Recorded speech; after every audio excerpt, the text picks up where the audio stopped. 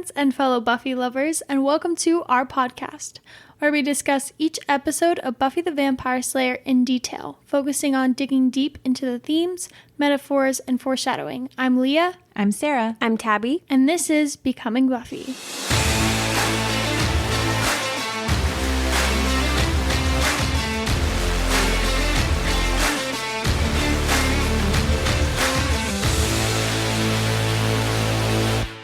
Hey guys, welcome back to Becoming Buffy. We are on the finale of season 2. Can you guys even believe it? It's crazy. I honestly, I feel like season 1 definitely dragged on a little bit for us, only because, season 1 for us lasted, months. But season 2 has flown It by. really has. It's crazy. Can't believe. I feel like we just entered season 2. This is one of those episodes that you think about when you start the podcast. This is one of those episodes that you're like, this would be such a fun episode to talk about, to dive into, and spoiler and spoiler free version, it's just such a fun episode. I don't know what y'all are on. I feel like season 2 has been so slow for me. I feel like it's felt equally as long as season 1, because I think months wise of us recording season 1 felt just about as much as we recorded season 2. But season 2, I don't know. I just feel like we've been doing this for so long. I'm like, shouldn't we be in the middle of season 3 or season 4 by now? But it's been awesome. Obviously season 2 is my second favorite season. So I'm loving it. And I've seen Becoming Part 2. It's probably the number one episode I've seen the most out of the whole show. And even when I'm I've seen so much, okay, well, I'll put it on. I love it just the same. I was watching it, and there's so much, I keep saying this in all the episodes, there's so much that happens, but it's I feel like the airtime is split pretty well between all the characters, and I feel like so much projects each character into the next season, but yet there's still so much that's highlighted about Buffy in this episode. So I just, like Leah said, this is one of those episodes that I kept thinking about when we wanted to do a Buffy podcast. And this is always the episode I think about when I'm trying to have my friends push through until the end of season 2. Yeah, no, this is the episode that the entirety of season 2 is literally building on. And I mean, we've talked about it before, but every single finale of Buffy, with the exception of one, they thought they were being canceled. And so they had to wrap everything up as neatly as possible. It wouldn't have been a happy ending, but it would have been a somewhat satisfactory ending, in the sense that there would have been a full character arc for pretty much every single character, or at least, a satisfactory conclusion to some sort of arc, So I think that I have mixed feelings about this episode, in the sense that I absolutely love it. And I'm always oh yeah, I can't wait till we get to Becoming Part 2 to talk about it. And then we get there and I'm going to get overwhelmed by the sheer amount of material to talk about. And I've actually found myself really loving the little small standalone episodes, or even the episodes that we don't care about as much, because I've seen those less. And so when I watch them and I actually dig into them, I'm finding new stuff. Versus Becoming Part 2, I don't know that there's necessarily anything that we're going to say that is going to be revolutionary or groundbreaking or something that no one's ever said before, because Becoming Part 2 is definitely an episode that I think people want to analyze and talk about most, for good reason. So it's going to be enjoyable to talk about, but it's also kind of a bear of an episode too. That's a good point, because I feel like you said, Sarah, now that you brought it up, that's so true, because a lot of my favorite episodes that we've recorded have always been ones that I've kind of not really been excited for or dreaded, and then we end up just either making fun of it the whole time, or have had some it's forced us to really dissect the theme of it, and then we end up having good discussions. One that pops into my head is The Dark Age.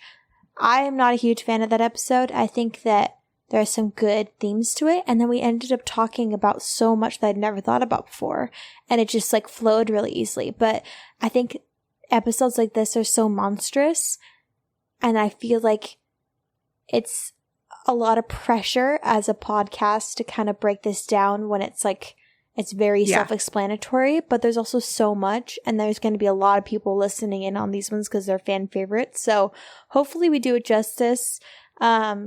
It's kind of terrifying to do, but it's, I don't know. We need to talk about it. Yeah.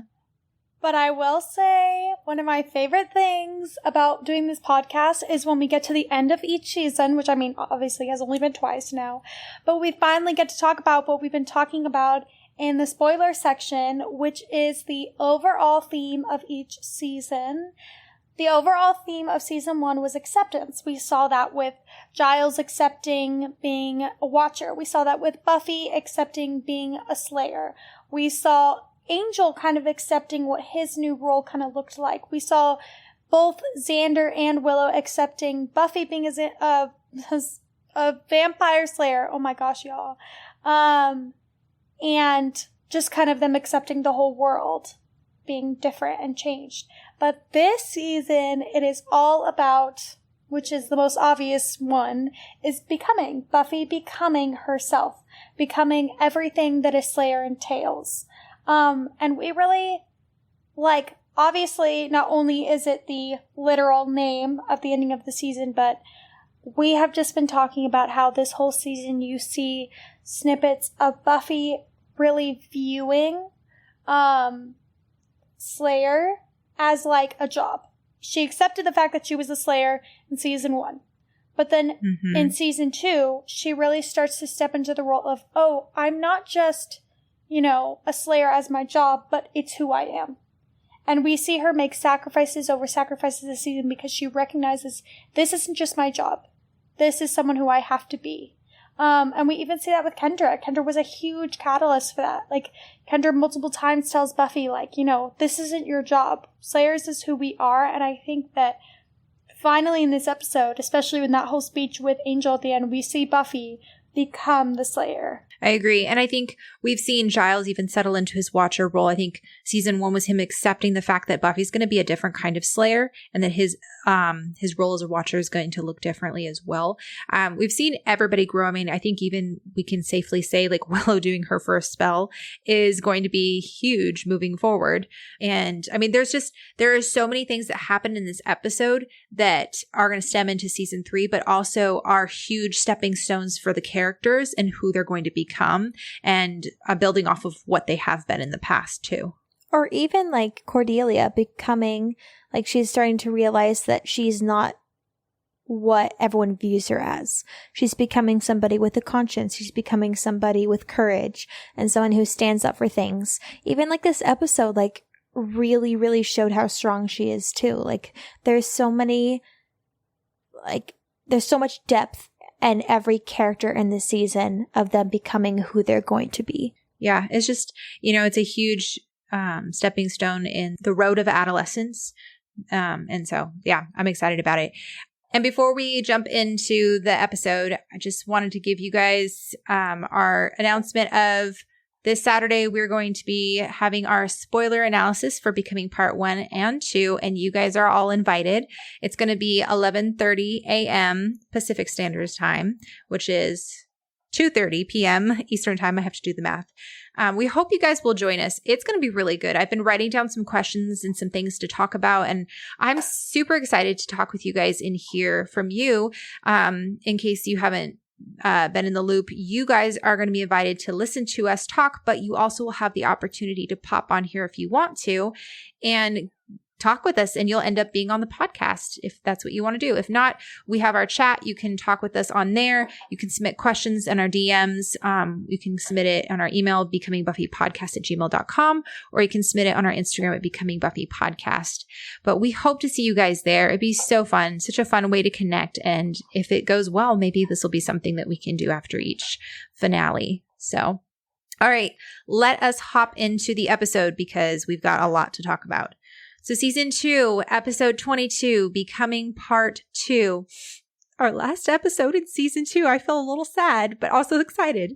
Written and directed by Joss Whedon, aired May 19th, 1998. So this episode pulled in an audience of 4.2 million households. Isn't that crazy? I just can't even imagine. Joss has this to say about the episode. He said, Becoming Part 2 has the big sword fight at the end, which was something I insisted on having because you need a big sword fight. And so we had the actors really train beforehand with the stunt coordinator. And really, we don't always have all the time in the world for our big fights, but this was one we knew was going to be special. What was surprising was not how good David was with the sword, which we expected, but how good Sarah was, who does a lot of the stuff herself there and has real grace with that, which is beautiful to behold. I've been extremely happy with the cast. I didn't know when we cast any of them how good they were. I knew they were bright and funny and pretty and good and right for the parts, but each and every one of them has just exhibited such extraordinary depth, and now they're all gaining a lot of notoriety from the show, which of course is just incredibly gratifying. Which, again, like... Every time I listen to Joss talking, it's hard now listening to him speaking with the filter of what we know behind the scenes. And it did sound a little like iffy when he was talking about how they expected David to be good at sword fighting, but not Sarah, which from everything I've heard, I don't understand why that is the case, because from what I've heard, David is incredibly clumsy and Sarah has like a black belt. So I don't know. It was kind of interesting. I was like, I don't know if he's just saying that because he's a guy versus a girl, but yeah, it was interesting. Christine Sutherland, who plays Joyce, was very stunned by the finale. She said, I read the script in my car. I couldn't wait to read it, and I had picked it up, but then I had to go to this morning voiceover thing. Well, the first free moment I had, I am sitting in my car, baking without air conditioning, parked somewhere in Hollywood. I just had to find out what happens, and I just sat there and read it. I was in shock. I mean, where she gets on the bus and leaves, I just sobbed in the car. Isn't that so sweet? We love Christine Sutherland. She sounds like the biggest fan of the show, and I just love that. Marty Noxon talks about what she likes most about the show is the character progression and how the season finale progresses the characters forward and gets you excited for the next season. She says that's one of the things about Joss, one of the reasons I think this show is so good, because he does things with characters. He's willing to take them to places where most average TV writers would stop. This is a franchise. You don't want to alienate your viewers. And guess what? They want to see these radical things happen. We all crave that motion, that sense that things are happening and they're just going to keep moving forward. It's very exciting. Next year is senior year, and there are all the paces we get to put them through that come with that, and all the questions about who am I going to be and what am I going to be doing.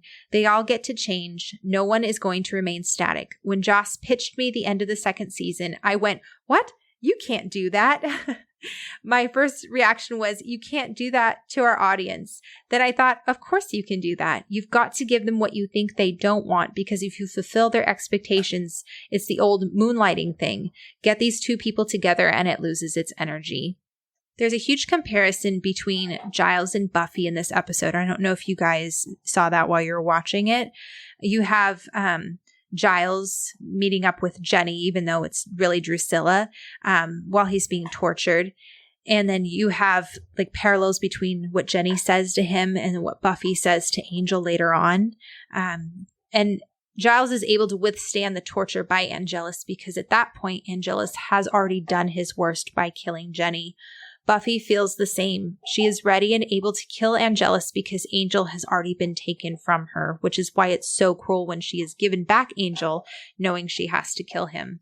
There's also parallels between Spike and Buffy, too. And we've talked about how there's been parallels between Spike and Buffy this entire season, with both of them losing their lovers, essentially, to Angelus, and how both of them were kind of weakened and taken out of the fight a little bit, Buffy emotionally and Spike physically. And the very same episode that they both decide to stand up and fight Angelus was, I think I Only Have Eyes for You. Yeah. And then, now they're both teaming up against Angelus. So it's just kind of super rewarding to watch all these like small arcs build and build and build. And I think it's so clever to have Spike teaming up with Buffy, because for the back half of season 2, he didn't really do a whole lot. All right, so we literally start off as if there was a commercial break, and then it just like pops right back on. It's so abrupt, and it throws me every time with how fast it starts. So 2 cops hold Buffy at gunpoint, even though she insists she did nothing. The female checks Kendra, announces that she's dead, and the male cop asks about the stairs near the stacks. And from the looks on Buffy's face, it seems she hadn't noticed Xander passed out on the floor. So Snyder, of course, shows up. Why do I find that so very hard to believe that that you didn't do anything? Buffy Summers. If there's trouble, she's behind it. Buffy, you stupid little troll. You have no idea. Was there someone else who called Buffy or called Snyder a troll earlier on in the season? Because I feel like this is like the second time, or either that or this name fits like really, really well. I have no idea. I don't think so, but I remember him being called a troll. I don't know if it's from this episode, but I don't remember someone specifically saying it beforehand. Yeah, I think I'm just thinking of Cordelia saying tiny impotent Nazi from the episode before. That could be it. And you can kind of see the moment that Buffy makes that decision of, okay, like I have to go. Like I can't comply with this. There's too much at stake. So she punches the cop, flips him onto the floor. Snyder has the decency to at least like look shocked, and it's kind of satisfying. Backs up with his hands in the air. And this is uber dramatic. The female cop's like radioing while shooting at her. Blonde, approximately 16 years old. Suspect is very dangerous with like the zoom in for dramatic effect. I mean, here's the thing. One, I think that it's really cool that we're seeing Buffy fight cops simply because like, I just like, it puts a very realistic feel to it. Sure, because like, she's a slayer. Watching her fight demons and vampires, of course you're like, oh my gosh, she's so strong. But I think it puts a more realistic like image in your head of like, oh my gosh, like she's taking down professionally trained people. Like, that's impressive. Yeah. Well, and I think it adds another layer to the whole thing of like, by the end of the episode, she's like wanted by the law on top of everything else. So it just adds another layer of urgency. Yeah, absolutely. And I do think it is a little funny. Like when I first watched it, I was like, they would not be shooting at someone. But then I actually thought about it and I was like, well, they do think she's a murderer. So it makes a little bit more sense. I still think like innocent till proven guilty. Like I don't know if they would immediately fire off shots, but especially a 16-year-old. I think when it's a child too, especially in today's day and age, like it just would not look great for cops if they did that. But all right, so at the hospital, Buffy's got her Marvel Cinematic Universe disguise on, hat and jacket. Nobody's ever going to recognize her. Like the lady clearly said like blonde. So the least Buffy could have done was like tuck her hair into the beanie or something. Well, so you can't tell that she's blonde. The cops know that the first place she would go to is the hospital to check on like either her friends or her victims. You know what I mean? So it's like there would have definitely been like high level security there. Yeah, and she also looks really sus as she's like roaming the halls looking at all the patients' charts. Like if she just like sat there and like was looking normal, then she'd probably be less of a she would stick out less, So Xander stops her. He has a cast on his arm. And then this part is really interesting. So he sees the cops, he grabs Buffy and they hug. And then she says, okay, that was equal parts protecting me and copping a feel, right?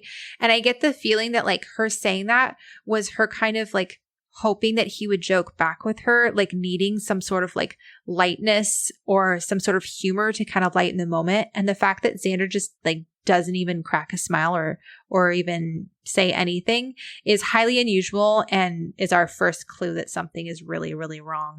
So in the hospital room, this is sad. This gets me every time seeing Willow like this. And I think about Joss when he was talking about, I think it was Innocence when Willow was in danger in the school hall walking up to Angelus, and how he was saying, whenever he wants to scare the audience, he just puts Willow in danger or something. Because you're thinking this is the finale, like, oh no, like, is Willow gonna die?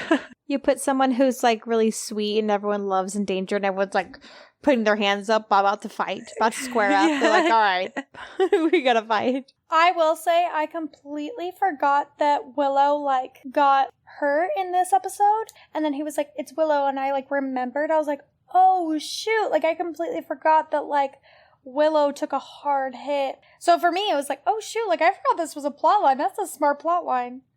Yeah, no, it really is. Given that, she was trying to do the cure. So at this point we're thinking, okay, well the cure is clearly off the table. Xander says the doctor said it was head trauma. She can wake up at any time, but the longer it lasts, the less likely it is. Buffy blames herself for letting Willow do the curse. And I was like, Buffy, stop taking on everything. Like, you're doing the best you can. And, I think Buffy did say, hey, Willow, I think you should do it. And again, this isn't, Willow accepted it and did it. And that was like her choice. But I think Buffy tends to take on too much. And I think Buffy's thinking, oh, because I broached it with Willow, like it's my fault. And that's just not the case at all. Also, this whole scene is very reminiscent of when she was bad, when Xander tells Buffy that something happened to Willow, or if something happens to her, he will kill her. Like, we haven't seen Xander this, like, serious like this since when she was bad. And I think it's really touching. It shows us that Willow holds a very special place in Xander's heart.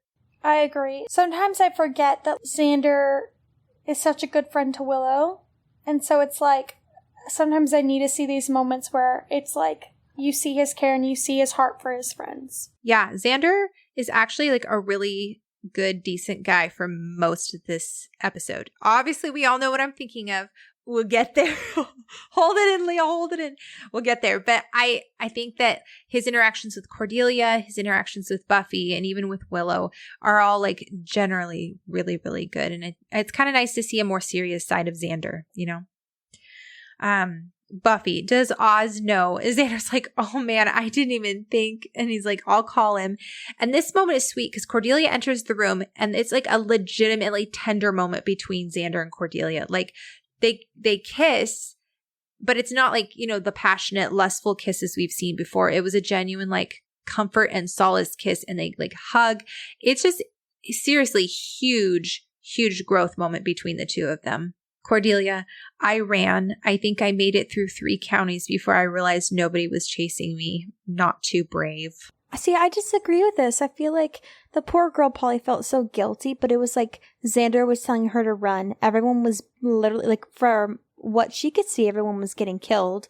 And so her running was not, I don't think that was being cowardice or not being brave. I think that was like, that was smart of her and okay to do. And I feel bad that she sat there and was like, I'm not too brave. But the fact that she said that when usually she's the one who like not really makes excuses. Sometimes she can be, but she'll like kind of voice things as if that's like the end all be all or whatever. And so I think her saying that was very sweet, but also kind of sad to hear. But also, like, we know Cordelia's character and she is not at all like cowardice or anything. And I mean, she also ran because like her boyfriend told her, like, run, like, go save yourself. And honestly, like, if Cordelia hadn't have ran, like, she may be in worse shape than Willow, you know? And so it's like, I really think that Cordelia running was like smart on her hand, and it breaks my heart that she thinks that it was an act of cowardice. Yeah, I think Buffy telling her it was the right thing to do was the right thing to do. I think in a lot of ways it would have been better if Xander and Willow and Giles had run as well. But, you know, at the same time, you can't really control that. But so then they realize Giles is missing. We don't know where he is. Cut to Giles laying face down on the floor. And there is so much that happened at the end of Becoming Part 2. I always forget Giles gets kidnapped. I legitimately do. There's just so many facets. Just like Leah forgets about Willow getting hospitalized. There's so much happens to every single character. You're like, oh yeah, okay, this is where we're at. Like, Angelus is just like very dramatic and also kind of funny in a way, but also terrifyingly funny. So like Giles is laying down on his stomach, comes to, and Angelus is laying across from him on his stomach, like, hey, Rupert, like, hey, buddy, like, we were just having a sleepover, like, no big deal. I'm not torturing you or anything, or gonna torture you. And he's like, I wasn't sure you're gonna wake up.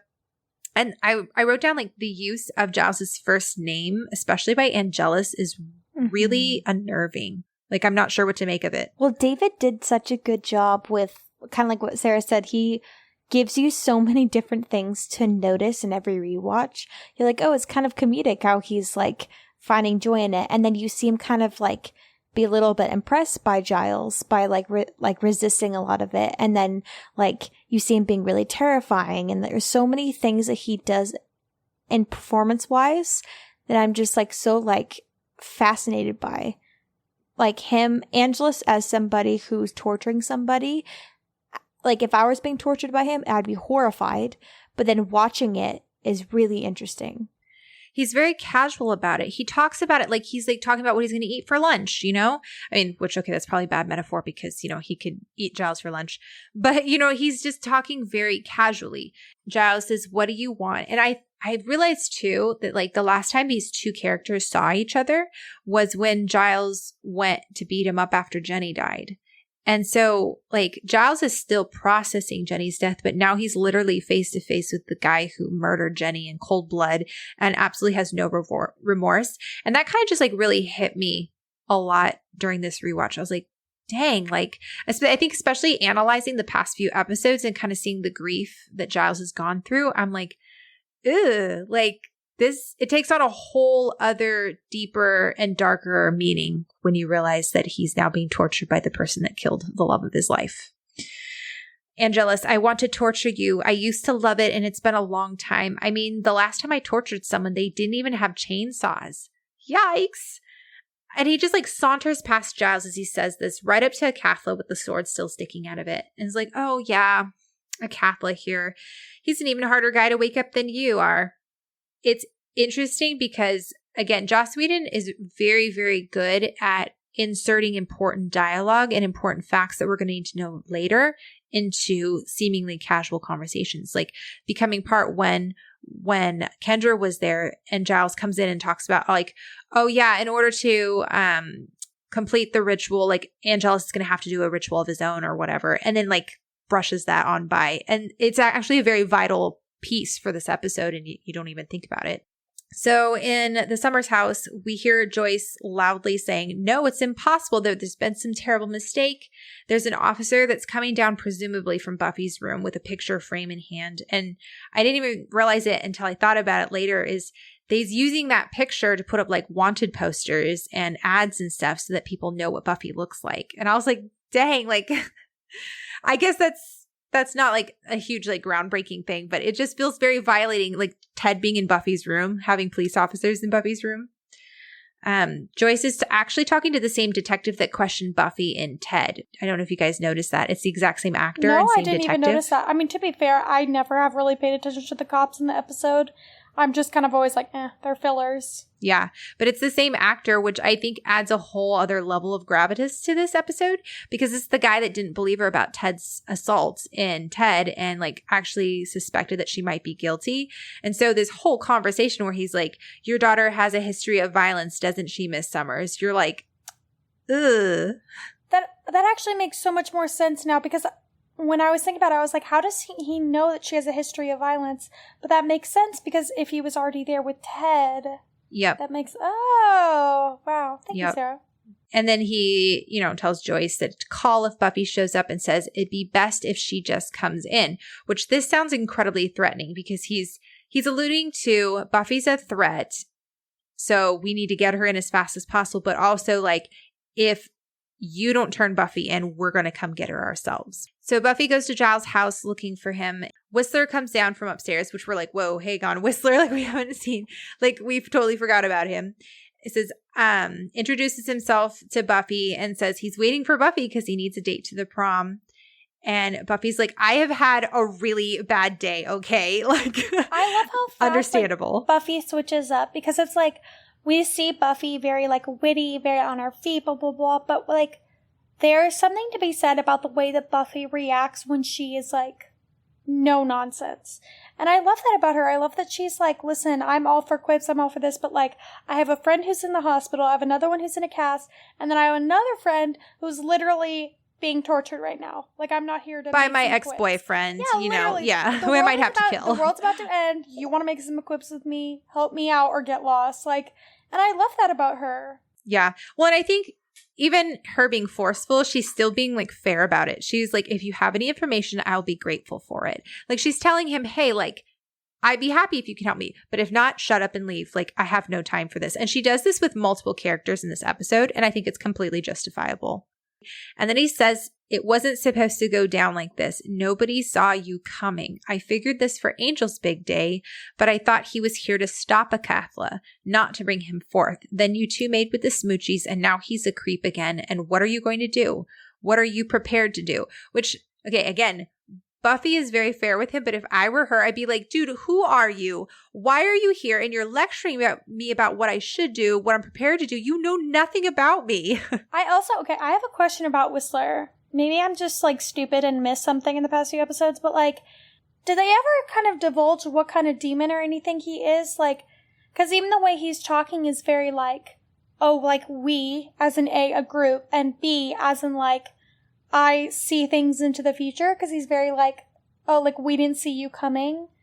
It's just like, I don't know what he is, and I feel like talking about himself in the third person. We. I don't really know anything about him, and I don't know if that's because I have a bad memory or if it's because they literally just didn't talk about him.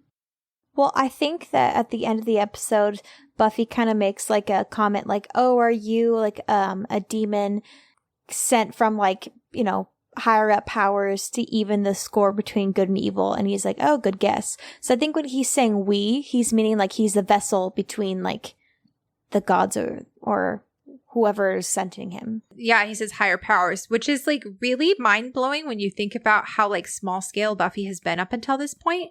And so then all of a sudden we're like, whoa, rewind a minute. Okay, are you saying there are higher powers? But it makes sense if Buffy's chosen, that means someone had to choose her. So if there's higher powers out there who have chosen Buffy, that leads into a whole other host of questions. Yeah, but then it's also like, I kind of hate how nonchalantly that's added in, because then it's like, if I were Buffy, I'd be like, well, back it up a little bit. There's higher powers, which means, why was I chosen? Can I get unchosen? Right. And so I feel like she's a little too casual about this, and maybe it's because they didn't feel like they had the time to write in that huge storyline right now, which is fair. But I kind of don't like how casually that's just kind of put in there. Well, I think it's casually thrown in there because they were like, okay, well, if there's a third season, we can explore all of that, you know? It is very odd that all of a sudden this guy, like this, I guess, MacGuffin, for lack of a better word, is like thrown in here, and we're like, okay, he knows everything, and we can just kind of make him the be all for all information and prophecy and all this other stuff, and we don't have to explain where he came from. You guys just believe that he's, you know, from some higher powers. He does what he's supposed to in these 2 episodes, but it's also like there's a lot of mystery around him. So maybe we will get more answers about him in the future.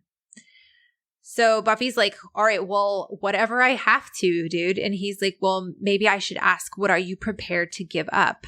And Buffy says, you don't have anything useful to tell me, do you? Yeah, like, seriously. What are you, just some immortal demon sent down to even the score between good and evil? Yeah, that's what we were talking about. Whistler, wow, good guess. She says, well, why don't you try getting off your immortal ass and fighting evil once in a while? Because I'm sick and tired of doing it myself.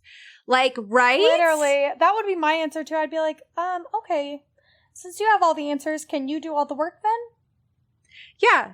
With great information comes great responsibility. Yeah, for real. Not just the power aspect of it.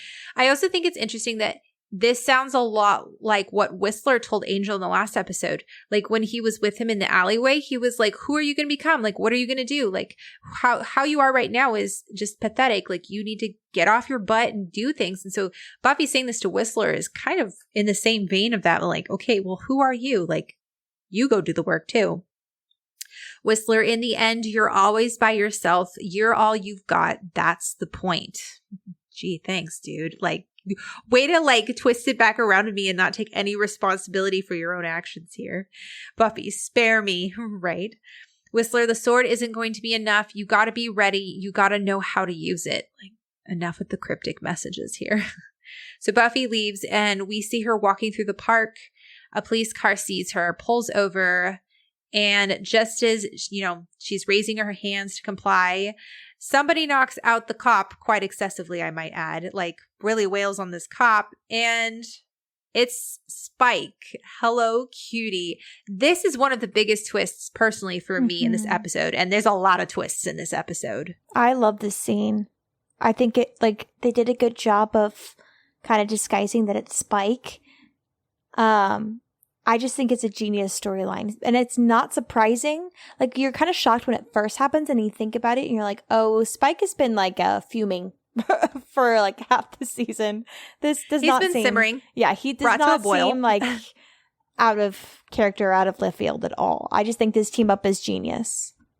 This is one of those scenes that makes me go like, yes! Like, it's just like so interesting, and I love that they do this with Spike's character. Like, I love that they give him this like kind of twisted idea of like why he loves the world and everything, and I think that it's just so cool, and it makes him such an interesting character because you're like, whoa, like let's get to know this character. And I like how they're showing the different types of evil vampires. Like, there's a vampire like Angelus who just wants to make the world like hell. And then there's the vampires like Spike who wants to be the hell on Earth. Like, he wants to be the most evil there is. Like, it's just such an interesting way of turning things. And it also just makes each individual vampire so interesting because they all are going to look different.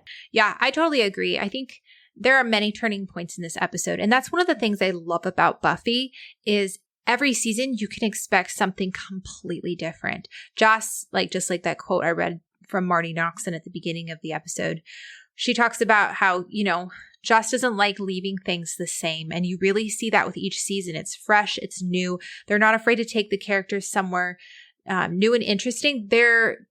They don't leave the characters in the same place just because it's working, which I really, really love. I feel like shows will be like, oh, this is working. Don't change anything. And then we're like, okay, but we've been 3 seasons now of the characters not really growing or changing or going anywhere interesting. So I really love that Buffy's not afraid to shake things up. And Spike is a huge part of that at the end of the season, I also love that Buffy's first instinct is to just go and hit Spike. She just punches him and he grabs her arms and is like, hey, white flag, I quit. And she's like, let me clear things up for you. We're mortal enemies. We don't get timeouts. She's like, just in case you forgot, we hate each other. What are you doing? I think let me remind you. I think this scene is funny to me because I kind of view it initially as Buffy being like, do you think I'm dumb?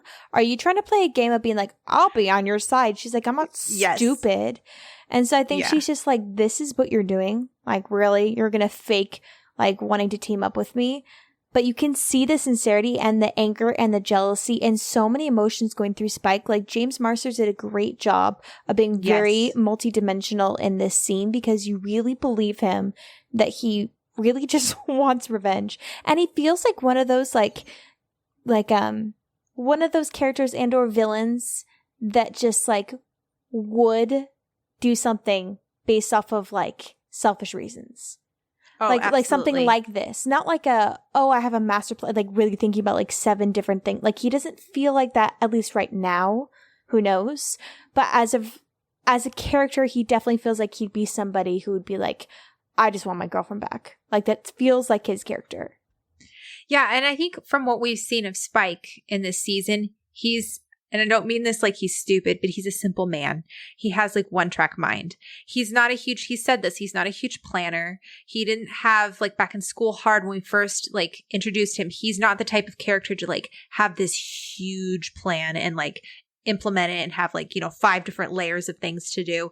He's okay, I'm bored now, or I'm impatient, I don't want to wait, I'm just going to go in and do this. And so the fact that he has been stewing about Angelus and was my only option at this point is Buffy is, I think, really big for his character. I think there's another layer here too in the fact that Buffy is willing to team up with, oh, my dog has a squeaky toy, sorry.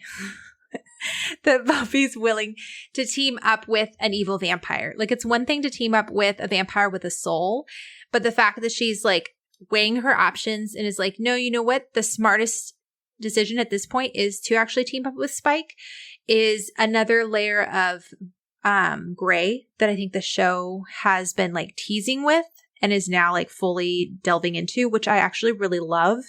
I think it makes a whole other layer of things. And it also kind of just shows Buffy growing up. She's making adult decisions where it's the world isn't black and white anymore, I think season 1 Buffy would have been absolutely no way, I'm not going to team up with an evil vampire. And season 2 Buffy is it's either that or it's the world dies. So, I kind of got to pick which and one I like that because it's be smart about it. Pick and choose your battles. If you can have help him back up, do it. Spike, I'm talking about your ex-pet. I'm talking about putting him in the bloody ground. Buffy, this is my favorite line. This has got to be the lamest trick you guys have ever thought up. So funny. She's oh gosh, who else she thinks that Angelus and Drew are behind this too. And then Spike, he's got your watcher. Right now, he's probably torturing him. And I think it's interesting because at this point, sorry again about the dog. At this point, Spike, he like lowers his hands. His body language is so interesting. James Marsters just really understands, like he embodies how Spike thinks. It's really interesting. He lowers his hands and kind of stands up straighter because he knows he has her attention. I think Spike is really good at reading people. And so he knows like what is going to get Buffy's attention. It's just really interesting. And then he says, I want to stop Angel. And he says, I want to save the world. And as he says this, he kind of like rolls his eyes a little bit like, oh, I can't believe I'm saying this. But I like how like ultimately like he like makes this whole speech about how he like wants to get Drew back because like, you know, Angel's all there. And then Buffy just goes like, oh, my friends are in the hospital but you want to fight Angel because your girlfriend's a big hoe. And he like gets all mad. Yeah, I know, right? Well, it's funny because he's like, the truth is, I like this world. You've got dog racing, Manchester United, and you've got people. Billions of people walking around like Happy Meals with legs. It's all right here. So it's funny how he says all of that first. And then he says, but then someone comes along with the vision, with a real passion for destruction. And then he gets serious. He's like, Angel could pull it off. And Buffy looks really annoyed. She's like, okay, fine. You're not down with Angel. Why would you ever come to me? And then his body language is interesting because he stands up, but he doesn't look at Buffy. He looks down and you can tell he's kind of like really ashamed of this fact. He's like, I want Drew back. I want it like it was before he came. And he says the way she acts around him. And you can tell this is really hard for him to admit to her.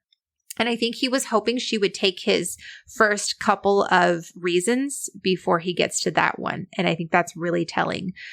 All right, so I have a question for you guys. I think I know what your answers are, but I'm just curious. So in Surprise and Innocence, Spike doesn't seem at all to care if the world ends when Drew is assembling the judge. Yet he says he doesn't want the world to end here because he likes it.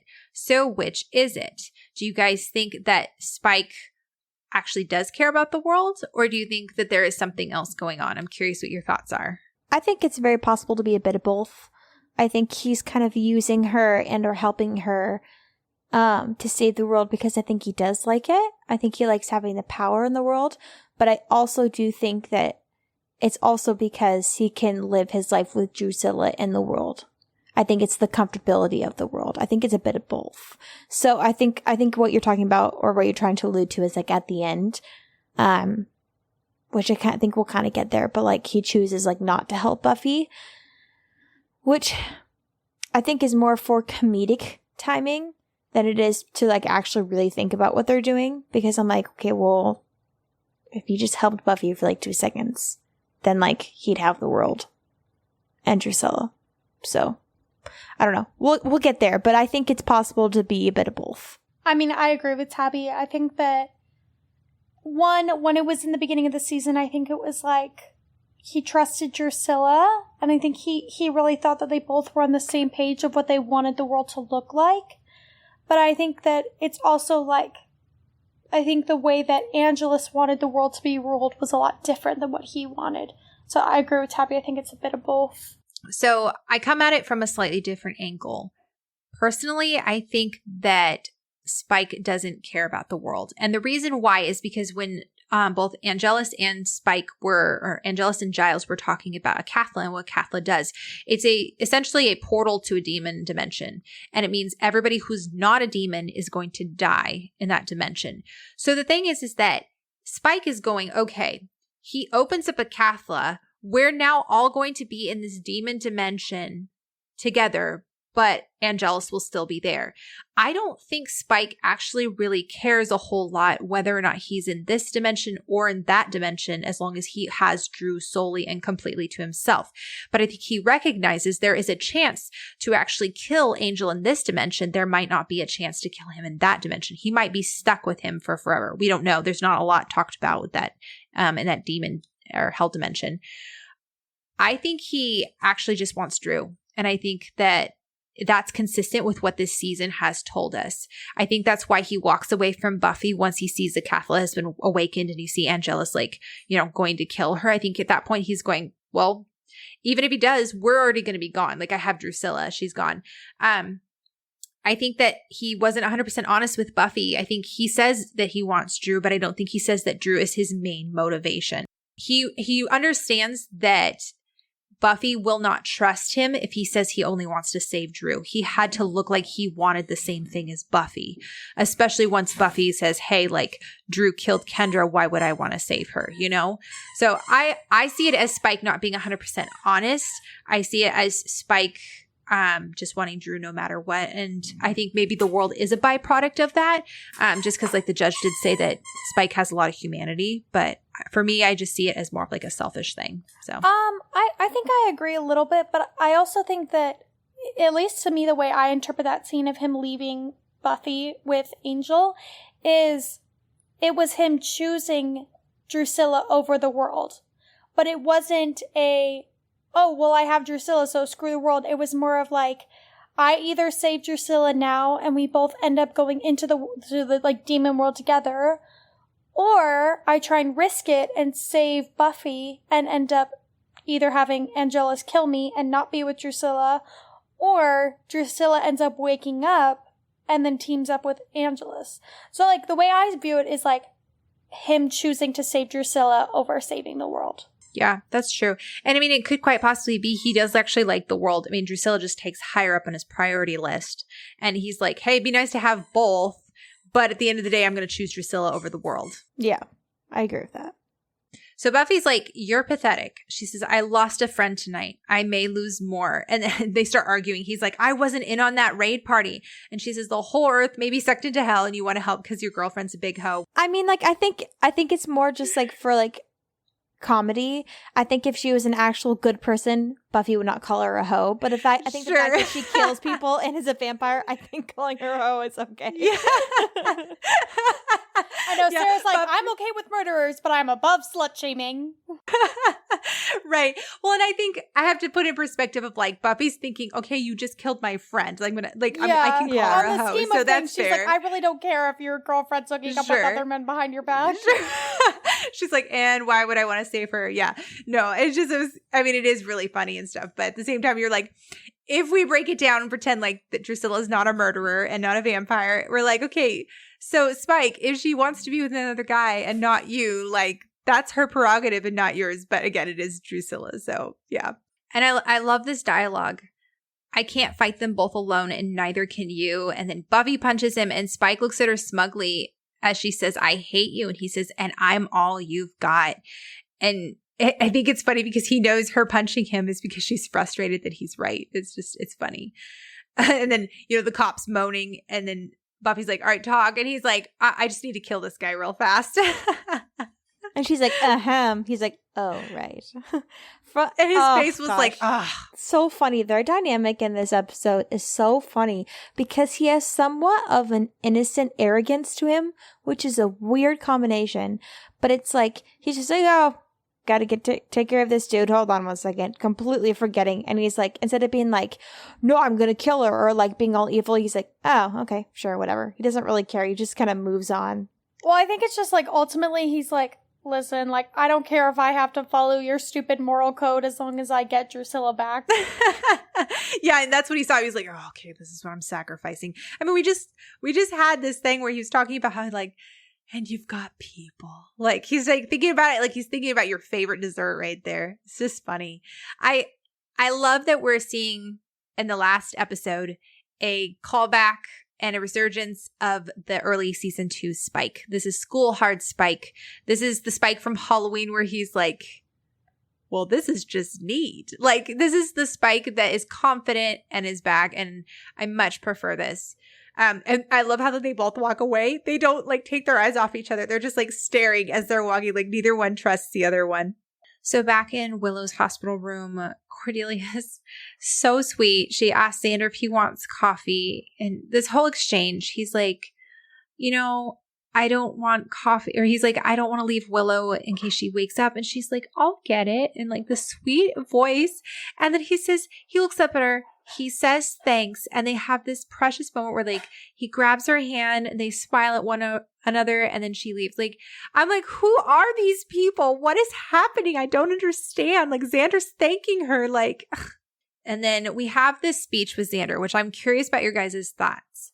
So it starts off very sweet. come on, Will. Look, you don't have a choice here. You got to wake up. I need you, Will. I mean, how am I going to pass Trig, you know?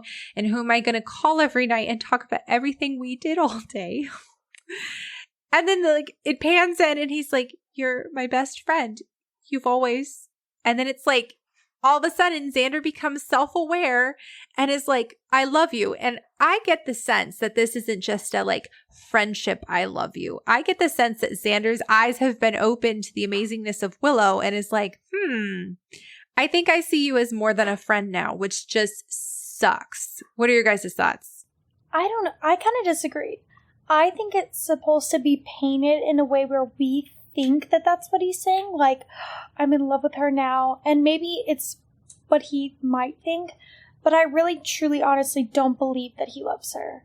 I think that the idea of losing someone you love, even like a friend, is a lot to bear. Like, I think that's a lot, and you just get a rush of emotions and feelings, and I kind of think that's what's happening here, is that, like, Xander is picturing a life without Willow, his best friend, and he's getting all these feelings, and I think he's interpreting it as love.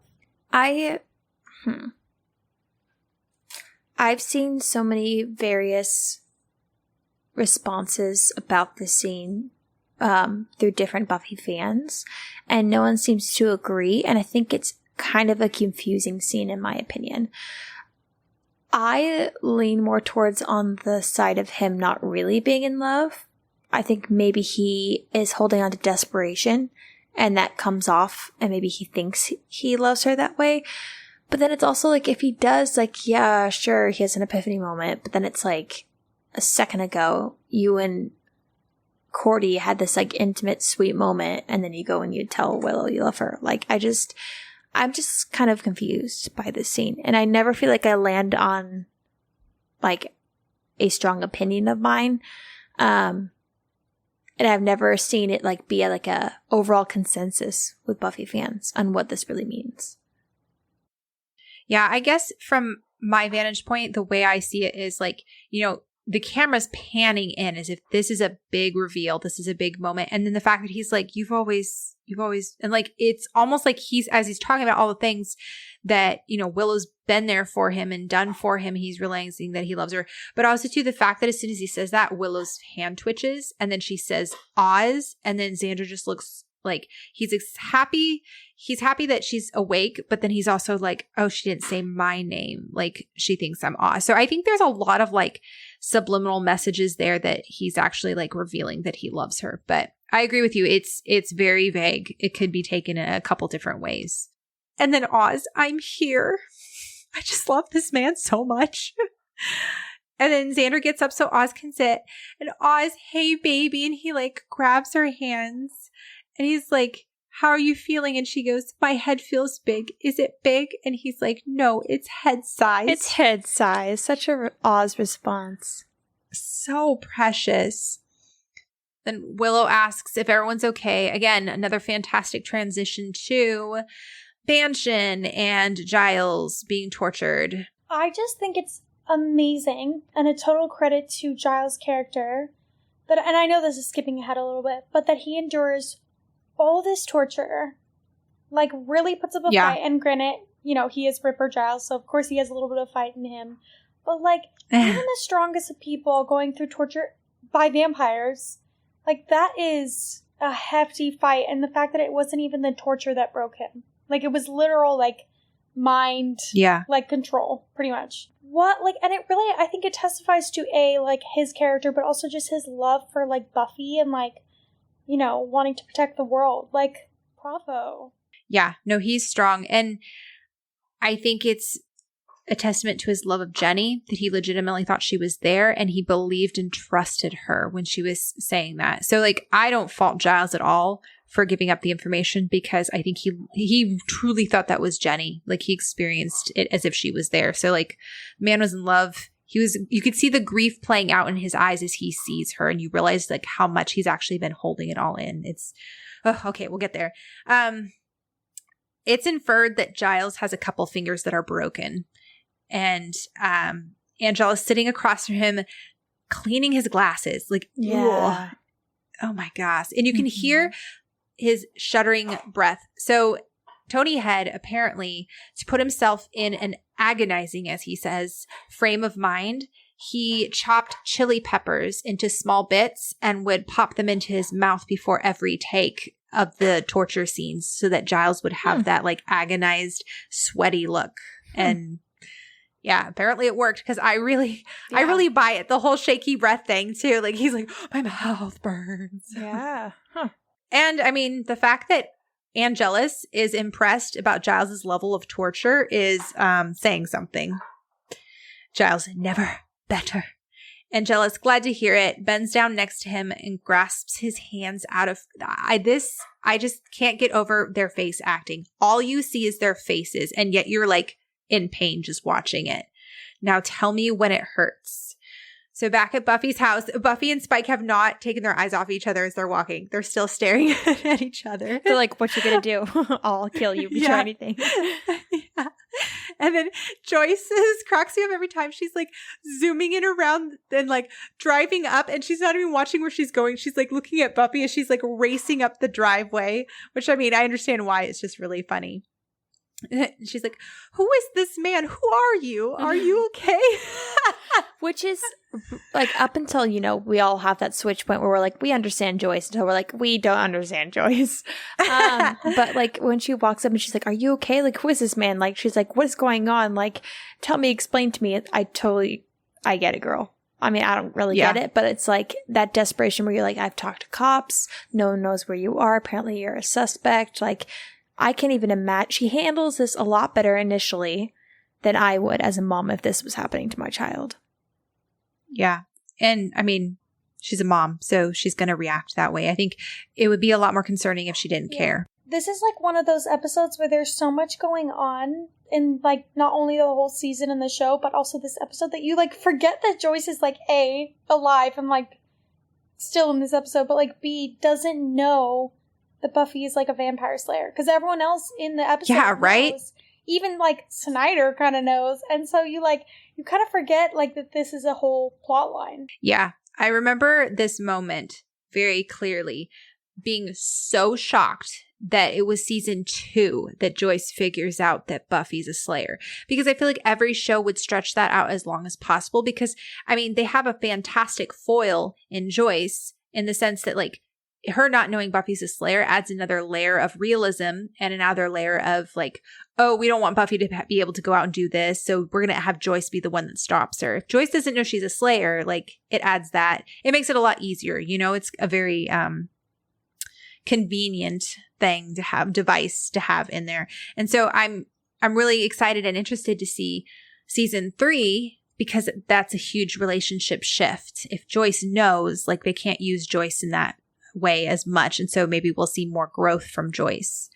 I'm grateful that she finds out this early on, because I think it would be really tiresome to constantly put her in like the same storyline where she's like making Buffy feel bad and telling her she's irresponsible and like blah blah blah blah. I think we got just the right amount of that.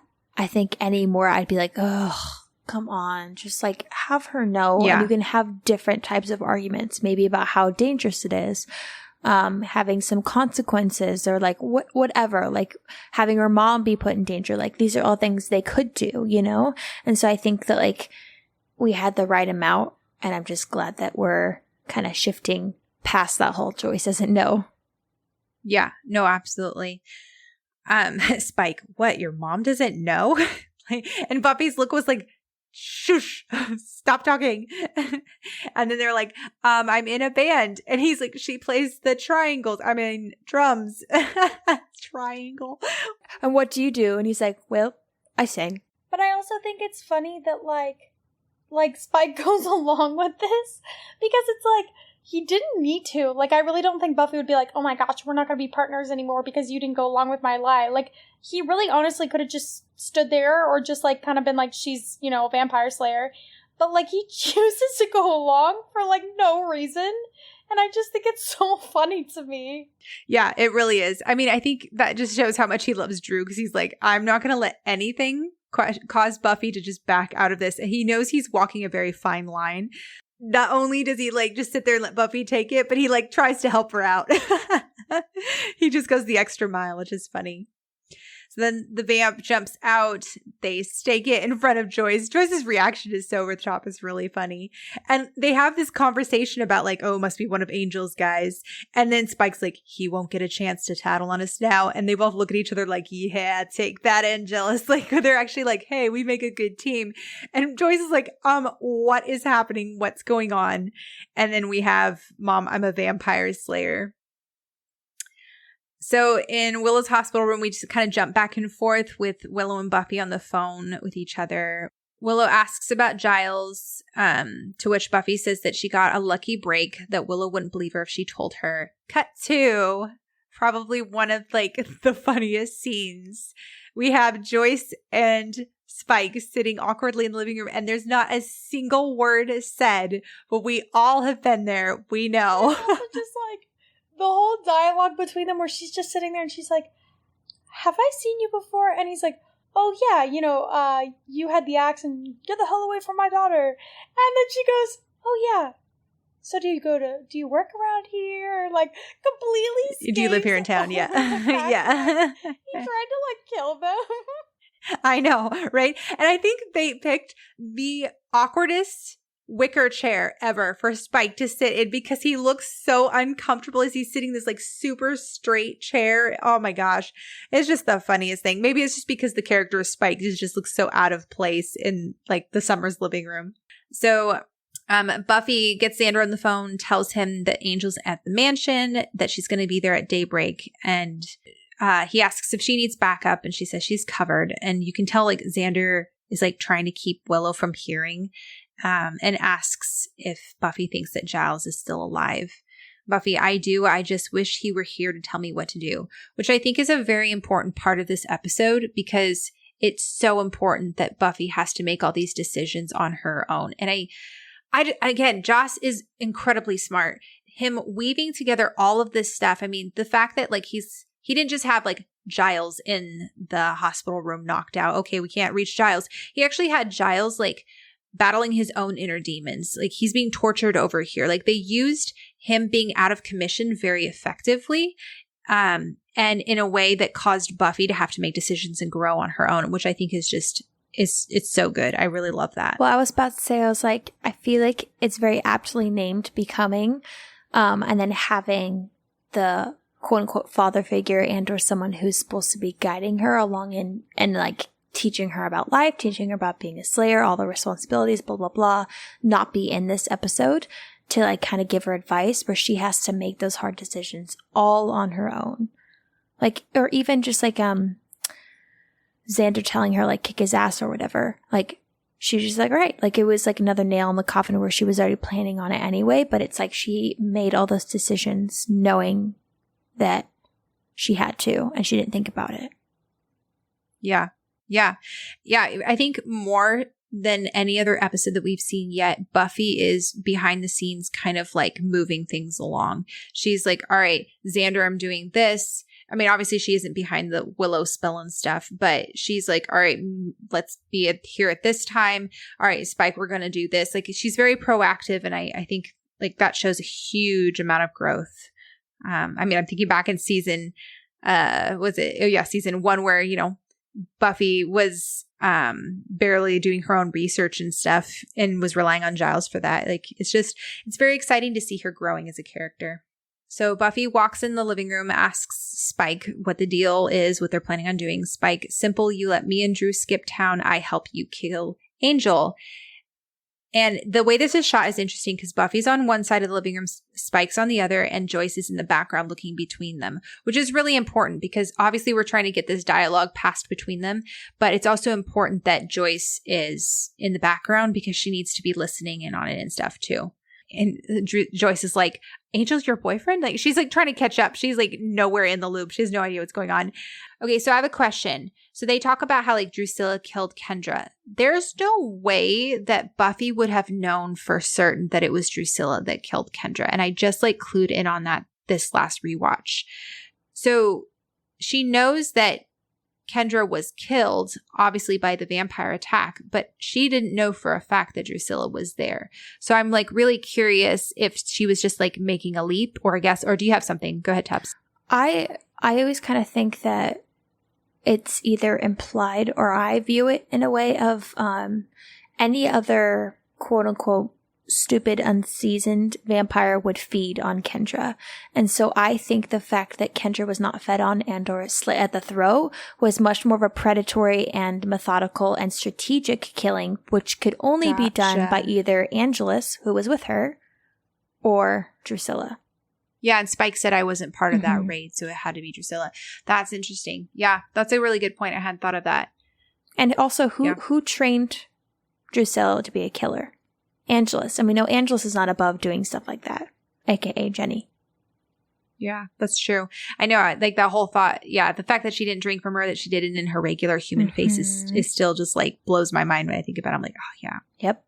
Spike's he's all impressed. Drew bagged a Slayer? She didn't tell me. And he like looks over at Joyce like, woo, like rejoice with me. Like this dude, like I know. he forgets where he's at sometimes. It's so funny. It's so funny because you have like Buffy who's angry at the fact that he's happy. You have Joyce who's all confused and is asking if she dusts just like the other guy. And then you have like Spike who's like impressed, and it's so like there's so many range of emotions going on, like you don't know who to watch. Yeah, it's really every actor just really brought their A game. I mean, when don't they? But it worked really well and it gelled. Buffy, I can't believe I invited you into my house. And Joyce is like, so you didn't kill that girl? And Buffy's like, of course not, Mom. Like, what kind of, even Spike looks kind of irritated by the question, like, can we keep on topic here? And Joyce, did she explode like that man on the porch? Buffy, she was a Slayer, Mom. And Joyce, like what you are. So, okay, I see things from everybody's perspectives in this scene and in the scene that comes next. I understand Buffy's frustration is literally life and death. She's trying to figure things out with Spike. Every minute the Spike is away from the mansion, Giles is being tortured. Perhaps Spike could do something about that, you know? But I also like feel for Joyce because she doesn't know about all of this stuff. She's just learning about it. She's trying to catch up. And so she's trying to put together pieces of information together. And yeah, she should be sensitive towards her daughter, but also like this is a huge thing to suddenly like a bomb to just be dropped on. And I think that there could be a little bit more patience and maybe like a 30-second summary that Buffy could give her and say, okay, Mom, like write down your questions later. Like some acknowledgement that, yeah, this is really hard for Joyce too. I don't really start to fault Joyce until Spike leaves and she's like, you're not allowed to leave the house, blah, blah, blah. Like right now, I understand. I completely get why she's so like, what's going on? Like, I don't understand, blah, blah, blah. But it's like afterward that I'm kind of like, okay, like, do you really think that this is the best way to handle it? Even if Buffy was lying and she really did like kill that girl and all that, you really think the best course of action would be to ban her from the house? Like, maybe not. Yeah. I was about to say the same thing. I was like, I 100% get her and understand her reaction and her reasoning up until, like she throws like the glass at the sink and like scares her and then starts getting a lot more like demanding of her. That's where I'm like, hey girl, you need to listen. You need to understand where she's coming from. So Spike, he kind of like leads Buffy away. He's like, all right, we need to get away from Joyce so we can get through this. The deal is him and Drew for Angel. Joyce, honey, are you sure you're a vampire slayer? Which is the classic coming out scene too. This is, a child telling their parents, hey, I'm gay. And their parent being like, oh, are you sure? Honey, have you tried not being a Slayer? Spike promises to take her out of the country. You'll never hear from us again. I bloody well hope. He's so done with Sunnydale. And she tells Spike to get back to the mansion to back her up when she makes her move. Says if Giles dies, she dies. Joyce, because you didn't have a strong father figure. I think it's so interesting in this scenario as Buffy's Slayer abilities are very traditionally masculine with the super strength and abilities and leadership and all that stuff. Joyce is telling her that she's exhibiting these masculine qualities. I put that in quotations because she didn't have a strong father figure. And also kind of like chuckled a little bit the fact that Joyce is throwing subtle shade at Hank. Which is interesting because Buffy has seemed to have a good relationship with Hank, although we haven't seen him since when she was bad. And he seemed to have been pretty involved in her life up until I guess fairly recently. But it's just like it's interesting how, like, again, it's the whole, they're being subversive of the trope. You obviously have the coming out trope. But then you also have Buffy over here exhibiting masculine qualities, which is another layer of it. And Joyce being like, you didn't have a strong father figure, and that's why you're displaying these qualities. So it's very layered, and it's very, very well done. And it's so well done that you have, you know, people who are coming out can relate to it. You have kids that suffered, you know, emotional abuse at home or even physical abuse. And you have many layers of people who can look at this scene and just deeply relate with it on, you know, many levels. Buffy, it's just fate, Mom. I'm the Slayer. Accept it. And this whole next few moments is really interesting. Joyce kind of like breathes in like, okay, I can't, this is too heavy. I can't understand this. We should call the police. Like, she just can't understand that. But police equals safe, equals normal, equals leadership, equals something I can hold on to and grasp. They'll know what to do. Like, let's just talk to them. And so she like moves into the foyer at this point.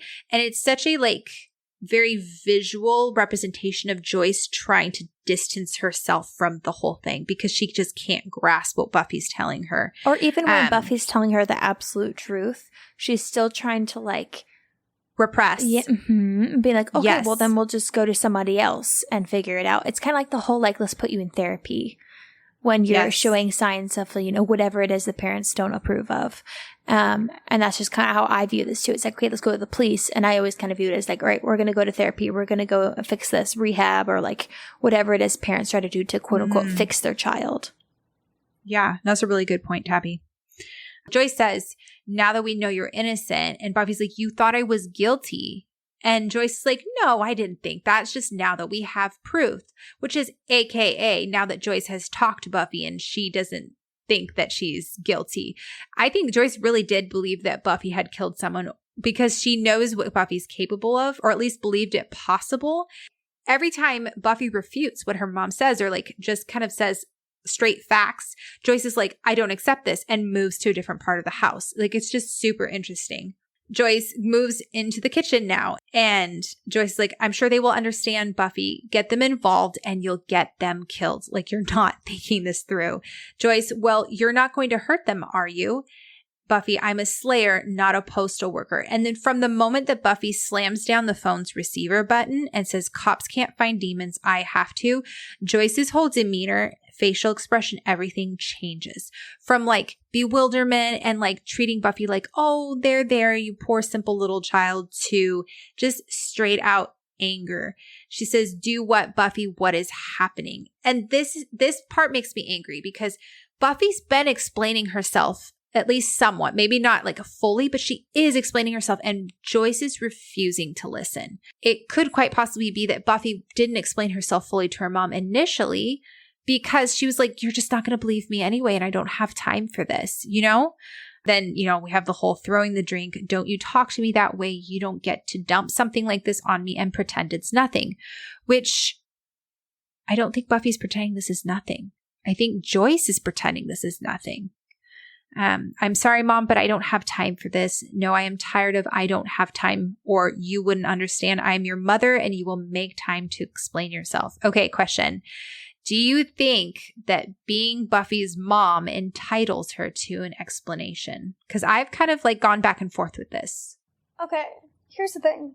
I think that since Joyce doesn't really know the severity of this, considering the fact that she just saw her stake and kill someone, and there's cops looking after her, and all the fights and everything that she's been getting into, I really do think that Joyce kind of does feel like she's entitled to an answer. And I think that if Buffy wasn't going to save the world, I think that it would be fair that Buffy would sit down and explain to her mom. However, when you look at it through Buffy's eyes, Joyce kind of gets overruled. Like, it's either save the world or sit here and have a talk with your mom. Like, of course, Buffy chose to go save the world, but I don't think that it is out of the question that Joyce wants a conversation. But I think that her reaction leading up to it was extreme. I couldn't have said it better. That's literally what I was thinking. Bravo, Leah. Yeah. I think it is so hard to be objective in this moment because we as the viewer are privileged enough to see all sides of the story. We understand exactly how much Joyce knows, exactly how much Buffy knows. And so we're like, gosh, Joyce, leave her alone. She has to go kill her boyfriend. Like, we see what Buffy has to deal with, Joyce doesn't. And so it's very hard.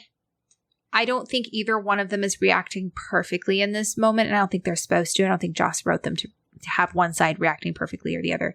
But I think that we're seeing the fruition of Joyce's repressing for seasons now, I guess for years in Buffy's life, coming back to bite her in the butt, where Buffy just doesn't want to even open up to her because she knows her mom's just going to say, oh, you know, I don't accept that, or it's because of this, or you need help. And so seeing how Joyce is reacting, you're kind of like, well, I mean, I understand why Buffy is feeling the way that she is.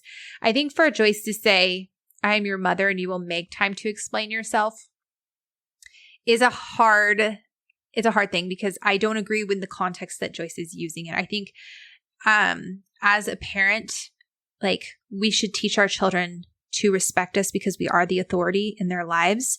But we have a responsibility to make sure that we as the parents are deserving of that respect and are respecting our children right back, are listening to them, are hearing them out. And I don't see Joyce necessarily doing that with Buffy. At this point, Buffy is 17. She is less than a year away from turning 18. She's not an adult yet. She's very close to being an adult. At this point, if there hasn't been a foundation of respect and trust built up, then there's not much Joyce can do.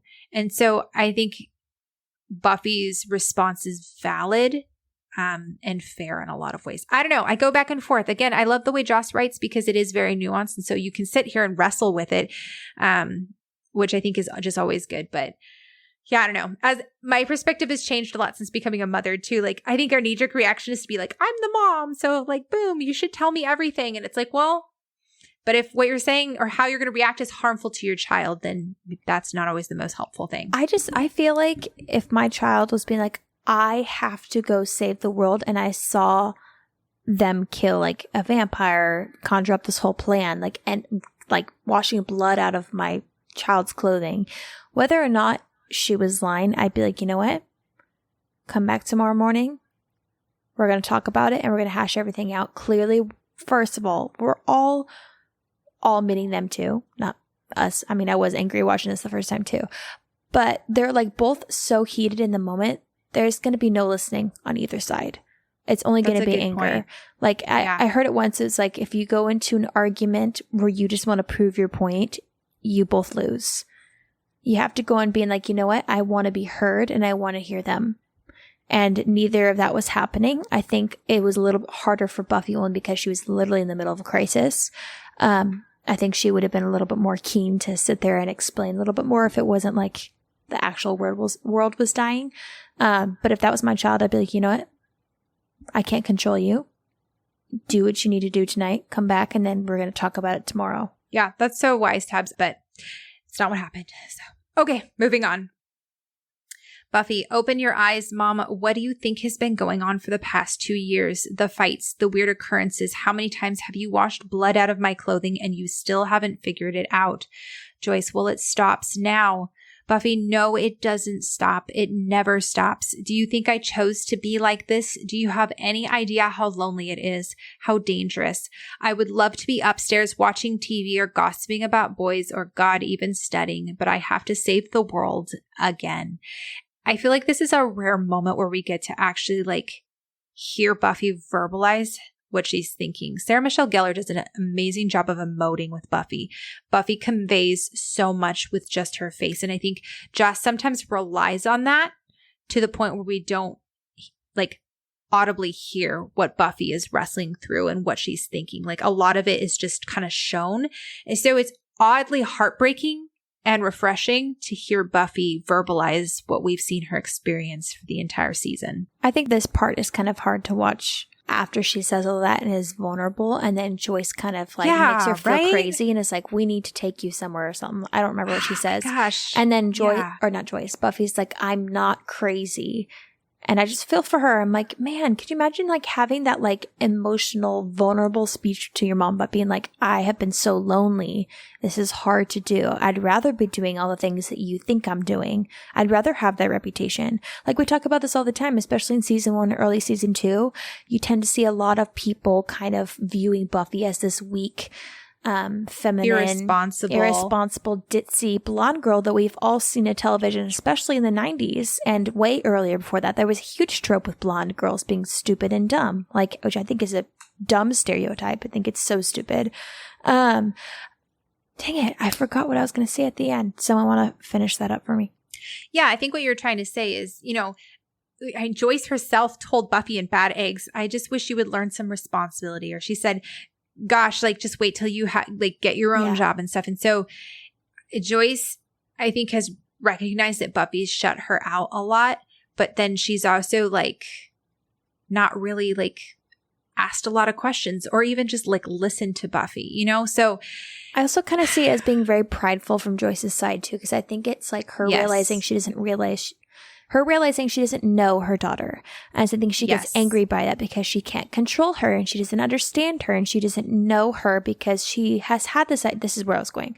She's had this idea of her and Buffy's like, I'd much rather be that person. That would be simpler. I totally agree. And I was just going to say that this moment right here, this just screams control. Yes. And that's the last ditch effort.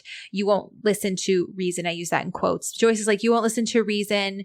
I've tried like talking to you about it, all this other stuff. So I'm going to now force you. It is just it's not good parenting. It's not how it's supposed to be done. I mean, it's very hard to watch, especially when you think about like, the end of Innocence when they're sitting on the couch together.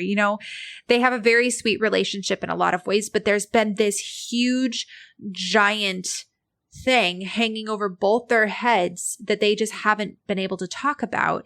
And now it's all kind of dredging up, everything that Joyce has repressed. I think it's hard too because we haven't seen, and I can't really judge Joyce on this because it's like, has Joyce really asked her what's wrong? Or she kind of just ignore it because she's scared to talk about it. And so when given the opportunity where Buffy's telling her this is what's happening, especially in Innocence, if my child was like, I'll let it burn, talking about the candle, I'd be very concerned. And like you don't want to like push stuff out of your child, but it's like if you've seen them kind of go through it silently for months, and I know that she's noticed Buffy just kind of really going through it and or having a hard time, I feel like that would be really concerning, and I'd want to be like, hey, like, is there anything I can help you with, what's going on, type of thing.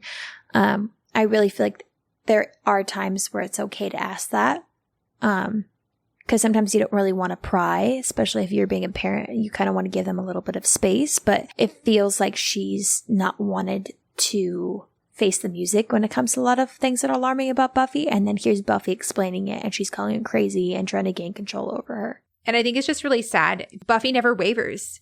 She just stares right at Joyce, but I think it's telling that she leaves the door open as she walks out. And I've always seen that as that's Buffy not closing the door in the relationship. That's Buffy leaving it open as, hey, I'm not the one that's causing the rift in this relationship. It's you. And so I'm leaving it open, meaning you are free to pursue me if you want.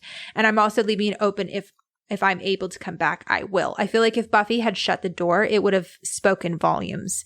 So I just thought that was a really interesting decision. I think it's hard because, I mean, we've talked about this before on the podcast where, especially, like, all of us really think that Joyce is, like, a great mom. And I know that's a weirdly unpopular opinion amongst people. And it's hard because when I watch the scene, obviously I don't think that this was the right way to go as far as her parenting. But then I also think about it and I'm like, she was in a high pressure situation. Not that the ever justifies putting your hands on your child, but like she was in a high pressure situation and she thinks that Buffy is risking her life. So now she's also worried for Buffy's life. And so it's like, of course Joyce didn't react the right way. Of course banning Buffy from the house wasn't okay. But I understand. Like, I don't think this scene makes Joyce a bad mom. I think it just makes her, like, flawed and human, you know? Do you think Joyce actually believed Buffy when she was telling her that she's going to go save the world? Because from my perspective, when I'm looking at this, Joyce is like not even listening to what Buffy's saying and is just like, you're crazy. I think it's more of like Joyce doesn't want Buffy to leave because it means that she can't control her. That means that Buffy thinks Buffy's going to go and do what Buffy's going to do. And Joyce is over here like, let's get you help. Let's get you to the police. I think it's, I don't know that it's necessarily that Joyce actually believes that she's going to go save the world, you know? I don't know if it's that she thinks that Buffy's going to go save the world, but I think that either way, she thinks that Buffy's in danger. Whether that is something that she's doing that is harming her, whether that's actually her saving the world, whether that's her involvement in something shady, whatever it is, I think that she thinks Buffy's in trouble and that Buffy is doing something harmful. And I think that that would make any rational parent concerned for the safety of their child. Should they react like that? No. But I think that her reaction makes sense. I think it's a lot to swallow that your daughter fights quote unquote crime and or like really dangerous things every single night. I think that was easy for her to understand because kind of like what Buffy was saying, like she's seen a lot and dismissed a lot over the past couple of years. But I think it's a lot to just kind of expect that it's up to the degree of what Buffy has to go through that night. So I think her saying like, I have to go save the world. I agree with kind of what Leah said, where she's like, I know something dangerous but I don't even think she knows whether or not it's like fully moral on Buffy's side. She doesn't know the details yet. So I think her thinking she has to go save the world, she has no idea what that really means. And then also too, okay, so let's be fair, like not that Buffy didn't choose. Buffy, obviously, if she had chosen a moment to tell her mom that she was a Slayer, wouldn't have been this moment. But having Spike there didn't exactly help things because let's face it, Spike is his whole persona is not necessarily, it doesn't scream good boy. It screams bad boy. And so for Joyce, it's like, there's this strange dude in my house and then him and my daughter both like killed this guy. He exploded. So like that didn't help either. And I mean, that's nobody's fault that it ended up that way. So to Joyce's credit, she does look heartbroken at the very end that they had the fight. And I hope that means that there will be reconciliation later on. I think that's one of the things that I noted in this episode that I hadn't seen, that I hadn't caught myself seeing before, was that Joyce looked immediately regretful of how she acted. Yes. Like, you could see it on her face, just that look of like, I should have handled that better. Yes. And I love that because it's like, that's part of being a parent. Not that I would know, but like, that's part of being a parent. That's part of being human, is like, you're making mistakes and you're learning and you're growing. And I think that we're really going to start to know Joyce's character later on in the show by how she reacts to this. Yeah. It was very similar to the face she made at the end of the episode too. It's just regret. Full of regret.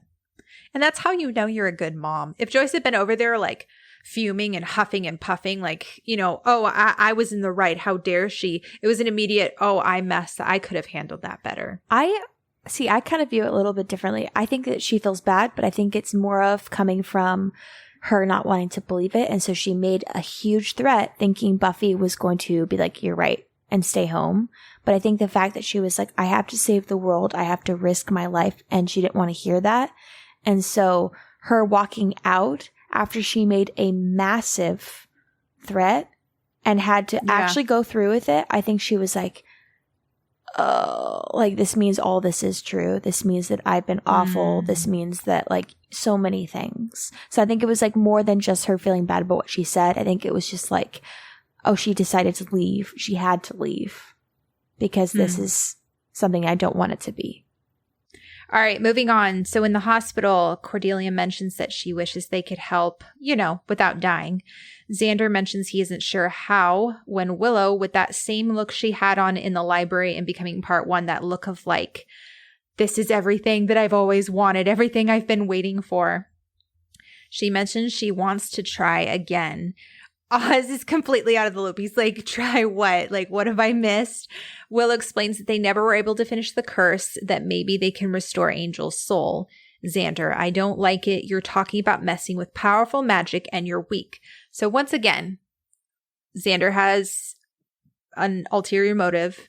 Is it interior or ulterior? I can never remember. It's ulterior. But I kind of want to disagree. I wrote in my notes that I think that this is the one time that I genuinely believe that Xander is actually concerned for her well-being and not just thinking of himself.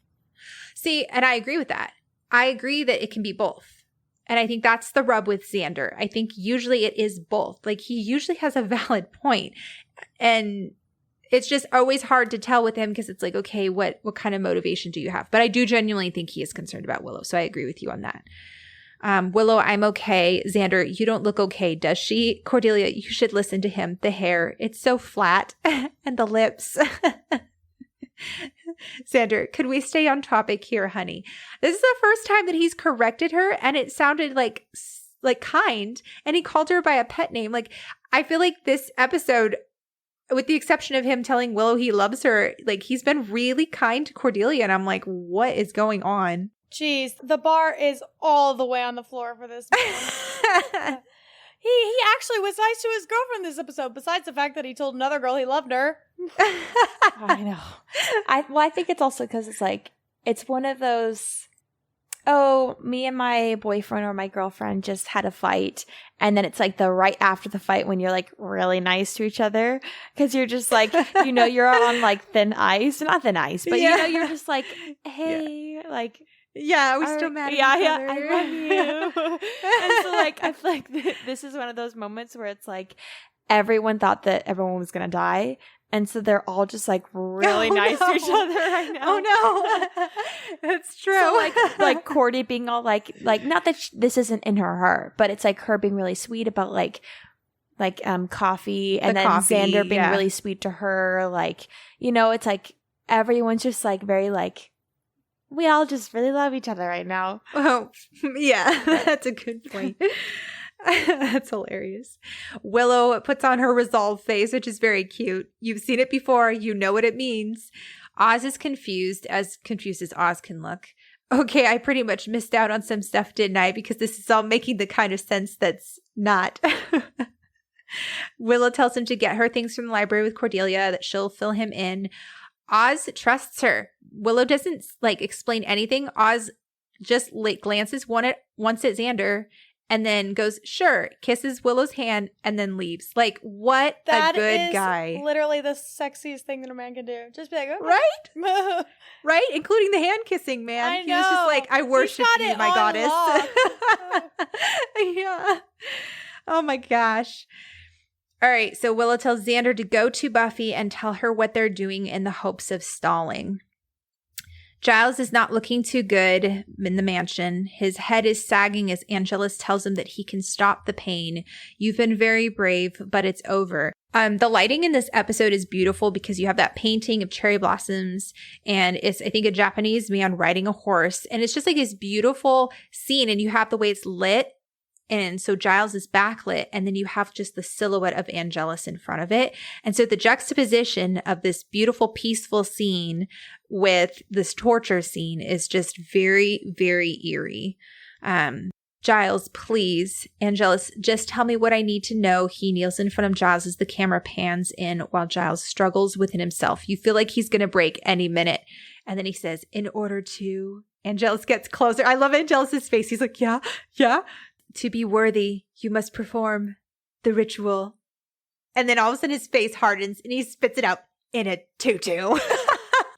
I just love that even when Giles was going through the most pain that we've ever experienced, like seen him experience, he is still like Giles. Like literally just the most strong-willed, like British person ever. He's using his powers of tuning out that he uses quite frequently when Xander's talking in the library on Angelus. So I'm sure he's like a finely tuned machine at this point. He knows how to do that.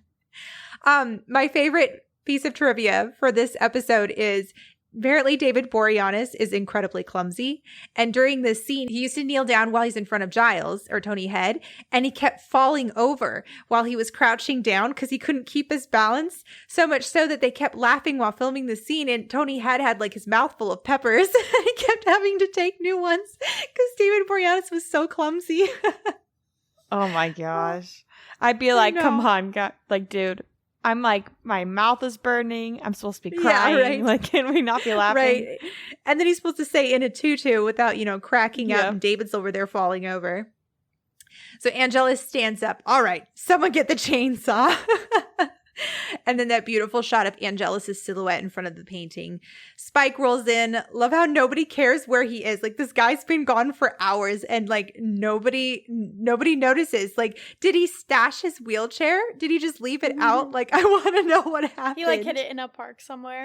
Yeah, exactly. I will say, I think it's so interesting how Spike protects Giles without giving himself away, but so also clever. Like, it's just, I love Spike. I think he's so interesting. Like, he's such an intelligent character. He's intelligent, but not in a way that we've ever seen before. Because I feel like in School Hard, in Halloween, he was just kind of like seize the moment guy. He wasn't like plan things out and like go through with my plan. And this entire episode, we've seen him actually like make a plan, follow through with it, and then keep his nerve while he's dealing with Angelus, the guy who's like supposedly supposed to be like smarter than him and crueler than him.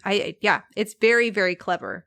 Now, let's lose our temper. What does Angelus say, Leah? I think this is your favorite line. I think he goes, when did you become, what did he say? When did you become the level-headed one? No, he says, keep out of it, sit and spin. Oh, yes! I forgot about this. That's a horrible thing to call funny. someone in a wheelchair. Especially. I think what's funnier about it is the fact that it's not even that Angelus had time to like rehearse that. It was literally his initial reaction was to be like, keep out of it, sit and spins. Like, he just like has like a handful of insults for Spike just in his pocket, and it's so funny. Well, it's especially funny too because Angelus has been like super like passive aggressive in how he's like gone after Spike, and it's become more and more overt as the season's gone on, and now he's just like, I don't like you. And I'm just going to say it. Less passive, more aggressive. Yes, exactly. He's like, already got Drew. Like, what else do I need? Spike keeps his cool. He says, look, you cut him up, you'll never get your answers. This is Spike playing the long game. Like, good for him. Angelus is super sus. He's like, since when did you become so level-headed? Which is fair because that's not typically Spike. Spike, about the time you became pig-headed. He's not wrong. You have your way with him, you'll never get to destroy the world. And I don't fancy spending the next month trying to get Librarian out of the carpet. There are other ways. Calls Drusilla in, says, do you want to play a game? Oh, no. What else can Drusilla do? She's like the catch-all for everything. All right, library. There's crime scene tape everywhere. The bookshelf's been put back up, and it looks like everything's been cleared, or at least cleaned. I don't think in a normal crime scene, I think you leave everything the way it was until at least they're done. There's a chalk outline on the floor where Kendra was. Buffy rests her hand on the incense bowl that Willow was using for the spell, which I'd never noted before. And she kind of like pauses for a minute and then pushes it away and grabs Kendra's duffel bag from under the table, which I thought was a really nice symbolic moment of Buffy recognizing once again that Angel's not coming back and kind of like moving on. Snyder comes in. You do know this is a crime scene, don't you? But then you're a criminal, so that pretty much works out. Dude, this whole scene, I'm not even gonna lie, had me so confused. I was like, okay, does he know that she's a Slayer, or does he just think she's somehow involved with everything? Like, it's a very interesting, like, interaction, but I'm also, like, left wanting more. Yeah, and I think that's the point. I think you're not really supposed to know. Buffy, you know I didn't do it. The police will figure it out. Snyder, in case you hadn't noticed, the police in Sunnydale are deeply stupid. I love that line. True. I love how he delivers it too. Which makes sense because people can get away with, I don't know. Murder? There are some ideas of different worlds, or like, you know how they'll try to have superheroes in like modern times but change absolutely nothing. You're like, how does this work? You know, like you can make it a different type of world and change some like rules and how people live to make it more believable, and sometimes they just refuse to do that. And so you're like, this is current modern times, how are you guys getting away with this? But Sunnydale has like monsters and demons. And so like, therefore the law for people is way different. So it makes way more sense. People get away with a lot more just because like the police isn't like the high up lawmakers. I don't know, whatever. It would make sense if the police are under the mayor's payroll versus if they actually are deeply stupid, because we know that people repress, but if it's your actual job to like seek out truth and examine things and fight crime, you would think you'd be forced to be a little bit more aware than how everybody else is. You can't just live in a fantasy world, or a non-fantasy world, I guess.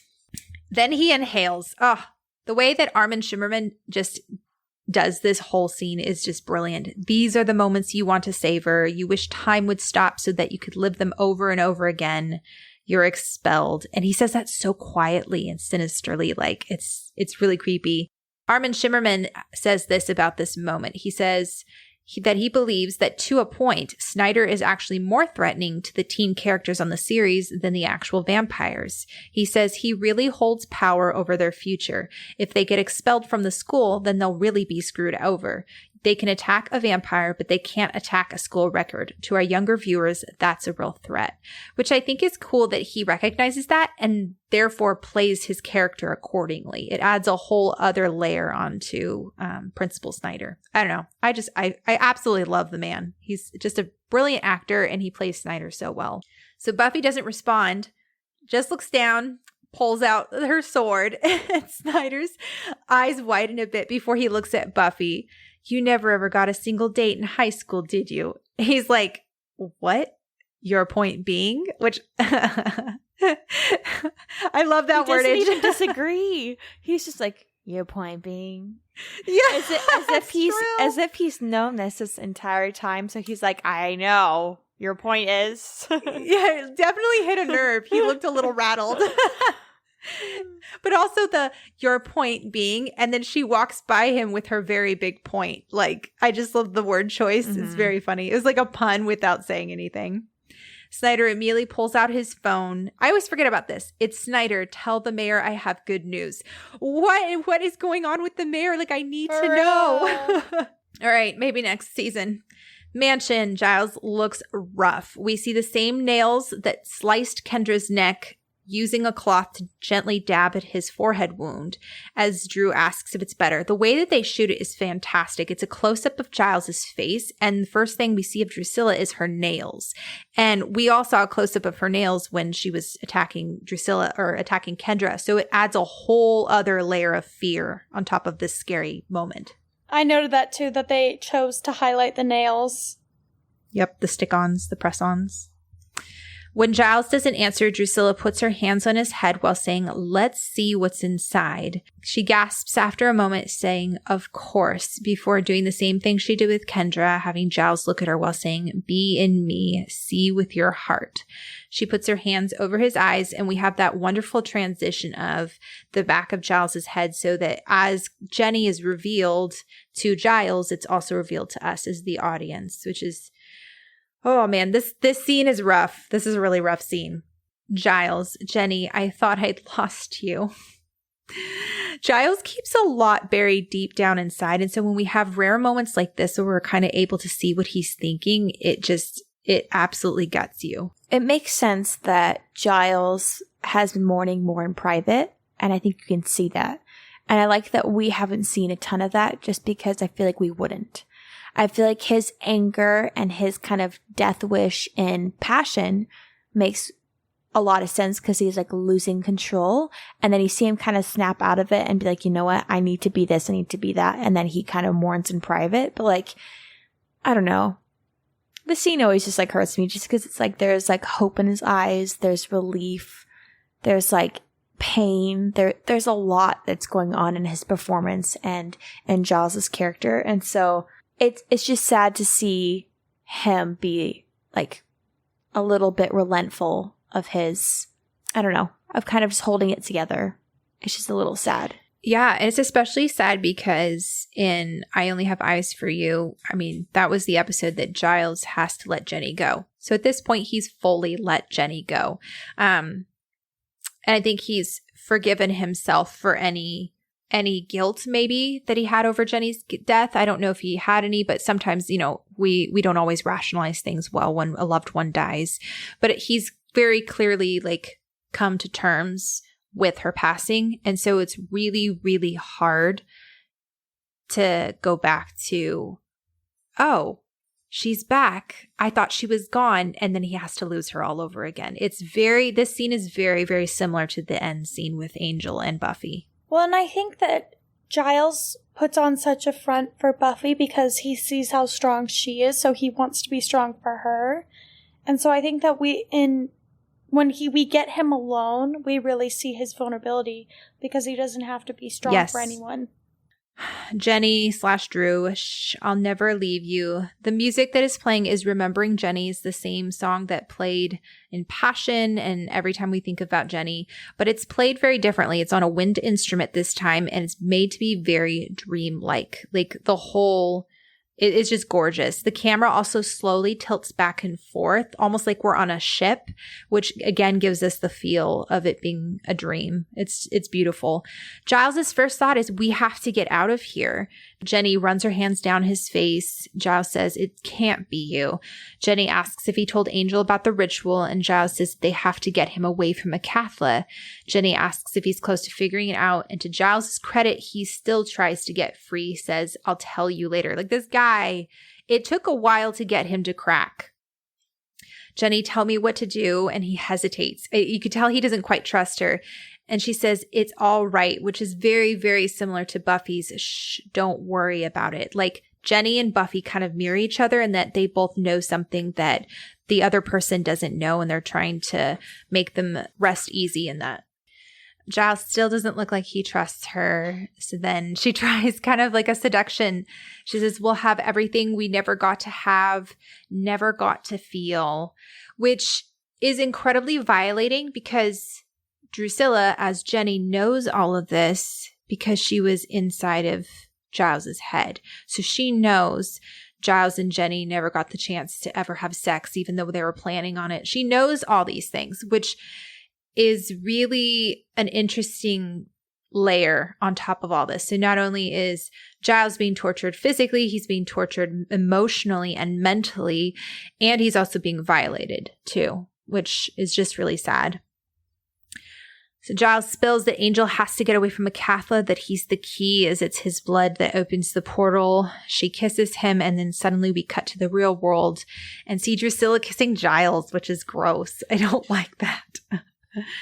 Spike looks smugly at Angel as Angelus figures out that it's his blood. I am the key that will open up the door. My blood, my life. This is very important because it's his blood and his life, which is what will close it. Okay, kill him, Spike. But what if he's lying? Yeah, good point. All right, don't kill him. Angelus just seems so impulsive. It's like they've swapped places from how they were earlier on in the season. It's really interesting. I also don't think that it's him being impulsive. I think it's him being cocky. I think he's I already know what to do. So sure, keep him alive, I guess. But he's he really just doesn't think he's going to be defeated. I think you're right, Leah. Then Angelus is like, hey, I like this. Us being buddies, you watching my back, just like old times. Poor Giles. The moment that he wakes up and realizes what happens, worst feeling in the world. All right, so at Giles' house, Whistler's still scrounging around for booze. Buffy asks what he means about the sword not being enough. And he's like, raiding an Englishman's fridge is like dating a nun. You're never going to get the good stuff. I was like, oh, that's what that means. I've never thought about it before. I always forget Whistler's in this episode because I don't know. So when you just mentioned that, I was like, I don't think I've ever comprehended much of what he said because I just kind of feel like he's just in this episode to kind of push Buffy into where she's supposed to be because I'm like, why are you even here? He doesn't really even push Buffy. No. She kind of does it anyway. I think the only information that she needs to know that he gives her is it's the blood. Once he opens the portal, but that's the only thing. How does Whistler know? Do we even find I just that is the question we all want to know in this episode. Yeah. How does Whistler know anything? He tells her Angel's the key. His blood will open the door to hell, that only Angel's blood will close it. One blow will send them both back to hell, but I strongly suggest that you get there before that happens. The faster you kill Angel, the easier it's going to be for you. Buffy, don't worry about me. It's all in the line here, kid. I feel like he's kind of irritating. He's just saying things that Buffy doesn't need to hear. Like, she knows this. Like, I don't know. And we've seen that he's watched her be called too. Like, he's a little irritating. She says, I can deal. I got nothing left to lose. She leaves and Whistler ominously says, wrong, kid. You got one more thing. And I wrote, how much does this dude know? Like, why doesn't he tell her that? Like, he's telling her, hey, get there before he opens the portal. But then he's like making it seem like he knows that she's not actually going to be able to do that. I feel like that would have been a really great thing for Buffy to know. And it also, okay, so this might be a unpopular opinion, but I think that he should be held just as much accountable as Xander for not telling Buffy about Angel possibly getting his soul back. I mean, everybody gets on Xander, but... I mean, I think we get on Xander because Xander's her friend, whereas, like, Whistler's this random guy.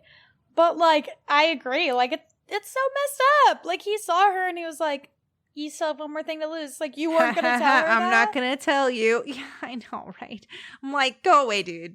You were cool in the first episode you were in, but now you're just redundant. All right, it's sunrise. Buffy's on her way to the mansion. Joss's stage directions for the script for this episode read, yes, it's sunrise. Sue me. So apparently, according to the Watcher's diaries, sunrises and sunsets are almost impossible to film because they are so brief and difficult to schedule, much less capture on film. The exterior shots of the mansion, the crew had to get special permission to drive a 6,000-pound crane on the street, and all filming had to be wrapped by 10 a.m., which is the taillights at 10 rule. That is hard, especially if you have like sunrise. You have a very short amount of time in which to film everything. Xander surprises Buffy. The cavalry's here. The cavalry's a frightened guy with a rock, but it's here. Buffy pulls out a stake, gives it to him. You're not here to fight, tells him to get Giles out, then get to safety. I'm curious what Buffy's plan was if Xander hadn't showed up. Was she just going to fight everybody, then get Giles out? I don't know. I don't think she had much of a plan. I think it was go in there, try and stop him, save it, whoever she could. But honestly, I think that, as bad as it is to say, I think her first priority was stopping Angel, not saving Giles. Xander, Willow, and then he pauses. She told me to tell you, long pause. And okay, I remember distinctly the first time that I watched this episode, as soon as he paused, I was like, he's not going to tell her.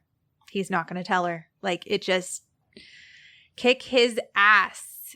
And oh my gosh. All right, let's go. Let's talk about this. Was Xander right? Was Xander wrong? I just there is not one part of me that agrees with this decision. One part.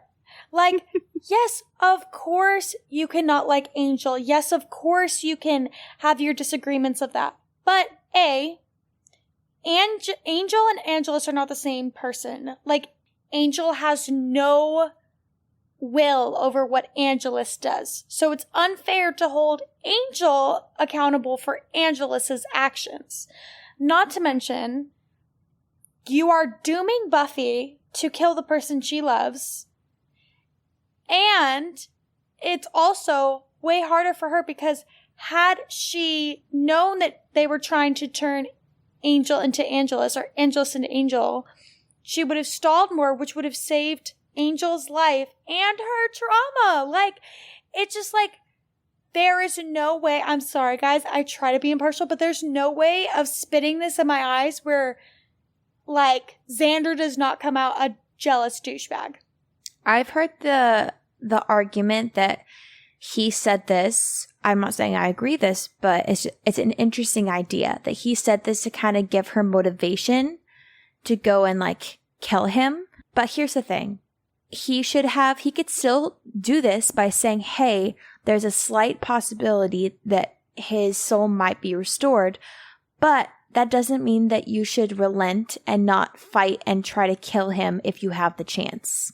He could say that and she'd be like, okay, yeah, Like, Buffy has proven herself, especially when it comes to Angelus the past couple episodes, that if the opportunity came where it was like she could kill him and she had to because he's like Angelus, she would take it.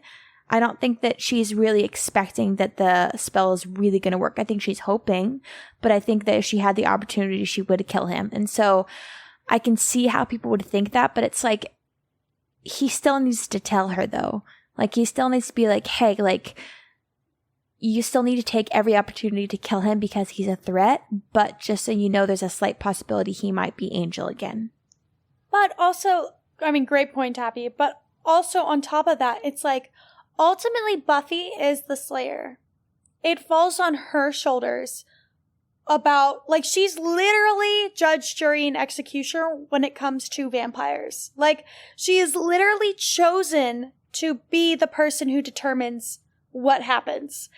And so the nerve of Xander to withhold information because he thinks that his judgment is better than hers is so arrogant.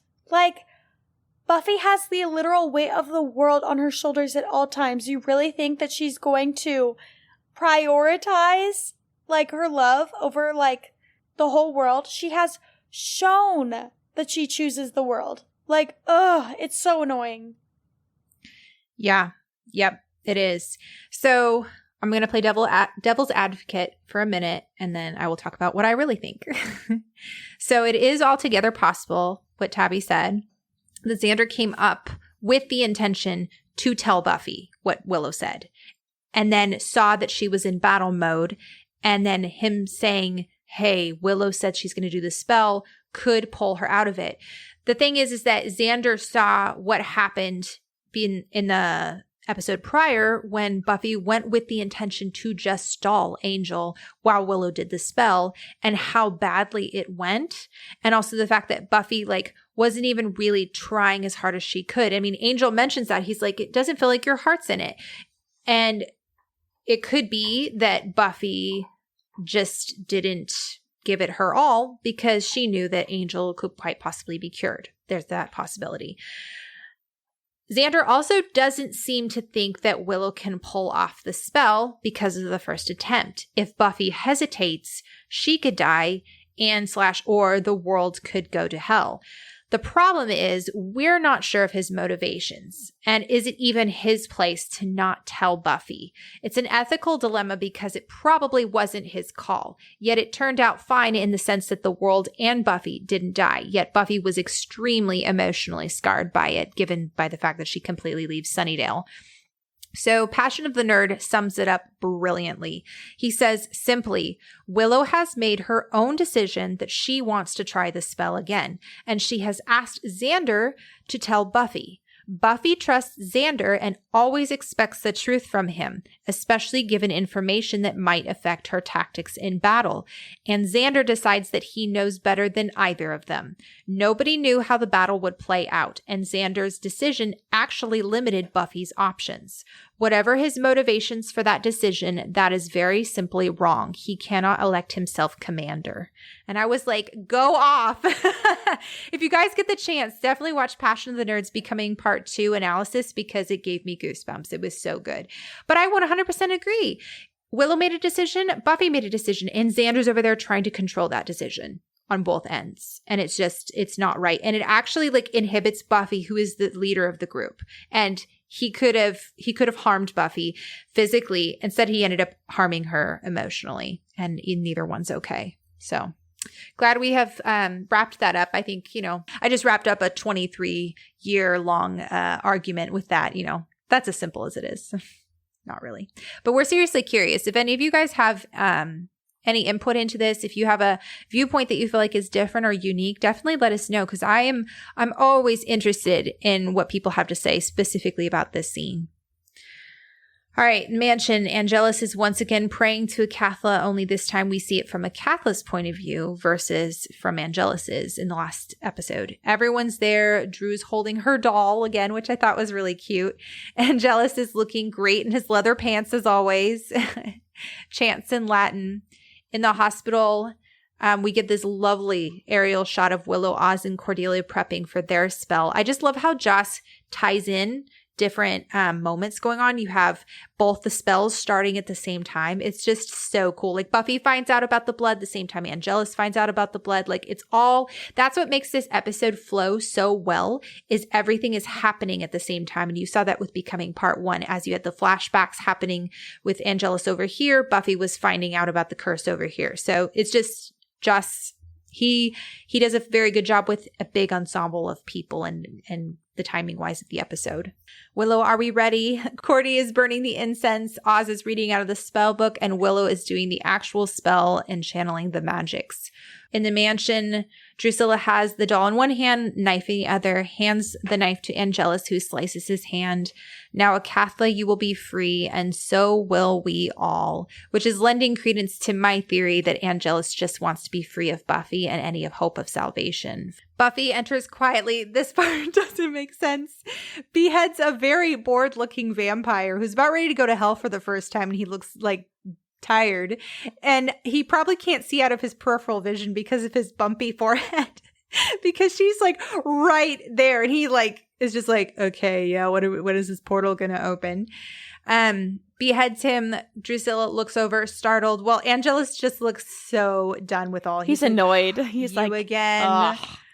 And I love how she's the one who's like, hello, lover. I'm like, yes, Buffy. Yes. Spin Take his back words. The power. Spin his yes. words. Yes. Yeah. And he's like, I don't have time for you. She says, you don't have a lot of time left. Coming on kind of strong, don't you think? He's so petty. So petty. I'm not Buffy, and these zingers hurt me. Like the whole coming on kind of strong, don't you think? Like, I just don't know how Buffy mentally is strong enough. She's got balls of steel. She really does. You're playing some deep odds here. Do you really think you can take us all on? Buffy, no, I don't. We slowly see Spike rise behind Angelus. One of my favorite parts of the whole episode. I like get hyped every time. Sick. He goes ham on him. He's angry. Yeah. You know he's been holding this back for episodes. It's very satisfying because Angelus is a jerk, but we've also seen Spike kind of be thrown under the bus like the entire season, so it's really rewarding. The first time I watched this episode, I was like, why didn't he just stake him? But this makes absolute sense because he just wants to beat the absolute crap out of him because he wants to get his anger out. Like, he doesn't want to just do like, him and Angelus are the same where it's like, why just stake somebody or kill someone immediately when like, you know, you can have a little bit of fun, or like there's no like revenge and just being like, pop, all right, he's dusted. It's like, no, I want to like hurt him first because I'm mad. And so like him like beating him with like a pipe or like something. A poker. Yeah. Like Yeah. makes absolute sense because like watching it again, you're like, oh, okay. But then the first time you're like, why didn't he just dust him? You know? Yeah. And then you hear like Drew like winding up. She's like, so good. And then flies out of nowhere. Oh, yeah. I mean, I think it also lends a little bit of credence to my theory, too, that Spike doesn't actually care if the world ends, too. I think if he'd really cared, he also would have staked Angelus. I think it was more just like, I just want Drusilla back. But I love the little like bounce that Spike does as he's like hitting him. He like has this little like cocky like swagger in between every hit. Oh, it's the best. Buffy fights a lackey demon who takes her down, but she gets up with a fancy scissor kick. I really love the stunts that happen in this fight. Oh, it's just very special. This is definitely the most like action we've seen in the show. Think so? Yeah. I think it might quite possibly might be the longest fight there's been yet. I think maybe the only other one I can think of is in What's My Line Part 2 when there's that big showdown to save Angel. But there is a lot going on here. Well, there's multiple different types of fighting going on. I think this one is just like focused on Angel and Buffy, and there's like many different types of fighting that they have in this fight scene, which makes it so fun to watch. Yeah. It switches up. Yeah. It's very emotional. Before Drusilla comes flying in, Spike adjusts to his other hand because it's like his hand got tired, and then he moves over to the other one. He's like, painful, isn't it? Oh my gosh. Xander runs in, delivers a punch to the vamp Buffy was fighting before taking off to find Giles. Spike and Drew are on their feet facing off. I don't want to hurt you, baby. Drew's answer is to grab him by the throat, just like with Kendra, as she slams him into the wall. He knocks her hand off immediately before taking her out with one blow. Doesn't mean I won't. But that's such a Spike thing to do, to be like, I want to be gentle with you, but also I want you to love me, so I don't really care. Yes, right? It is. That's true. Or just like, at first sounds like, oh, really romantic, but then it's like, nah, I want to assert my power. Yeah, exactly. Yeah. So much for healthy relationship. Also, I was like, okay, how strong is Spike? Because he took out Drusilla like she was nothing, and Drusilla took out Kendra like she was nothing. And Buffy has easily taken out Spike before. So, like, I feel like they did Kendra dirty because we've seen Kendra and Buffy match Kendra up. says much more of her, like, mind abilities rather than her brute strength. True, but even in the fight right before that, I felt like Kendra never really even got a solid kick in. Like, Drusilla just kind of brushed her off. So, yeah, I mean, with any TV show and movie, there's always going to be kind of like, they have to adjust the fighting based upon what they want to tell. But I feel like they still did Kendra kind of dirty. So according to James Marsters, he says, he realized that Drew is drawn to Angel like an alcoholic is drawn to booze. And for their relationship and her health, he needed to get her the hell out of Sunnydale. There's a lot of jealousy, but there's also a lot of understanding. He's her sire. It makes it easier for Spike to forgive her for going with him, since it's a sickness more than an attraction, which I thought was really interesting. At the hospital, Willow rolls the bones and rocks while Oz reads the Latin, and we hear the spell begin. Not dead, nor not of the living, spirits of internum I call. In the mansion, Xander finds Giles, who doesn't believe he's real. Giles, it's a trick. They get inside my head, make me see things I want. Xander, then why would they make you see me? I love how self-aware both of them are, where they're like, yeah, neither of us wants to be here. Or thinks of each other out of all the people to think of. Yeah, well, and I thought about it and I was like, yeah, Giles is close to Willow. Giles is close to Buffy. Buffy and Willow are close. Willow and Xander are close. He Buffy tolerates and Xander are close. Xander. Xander and Giles are not close.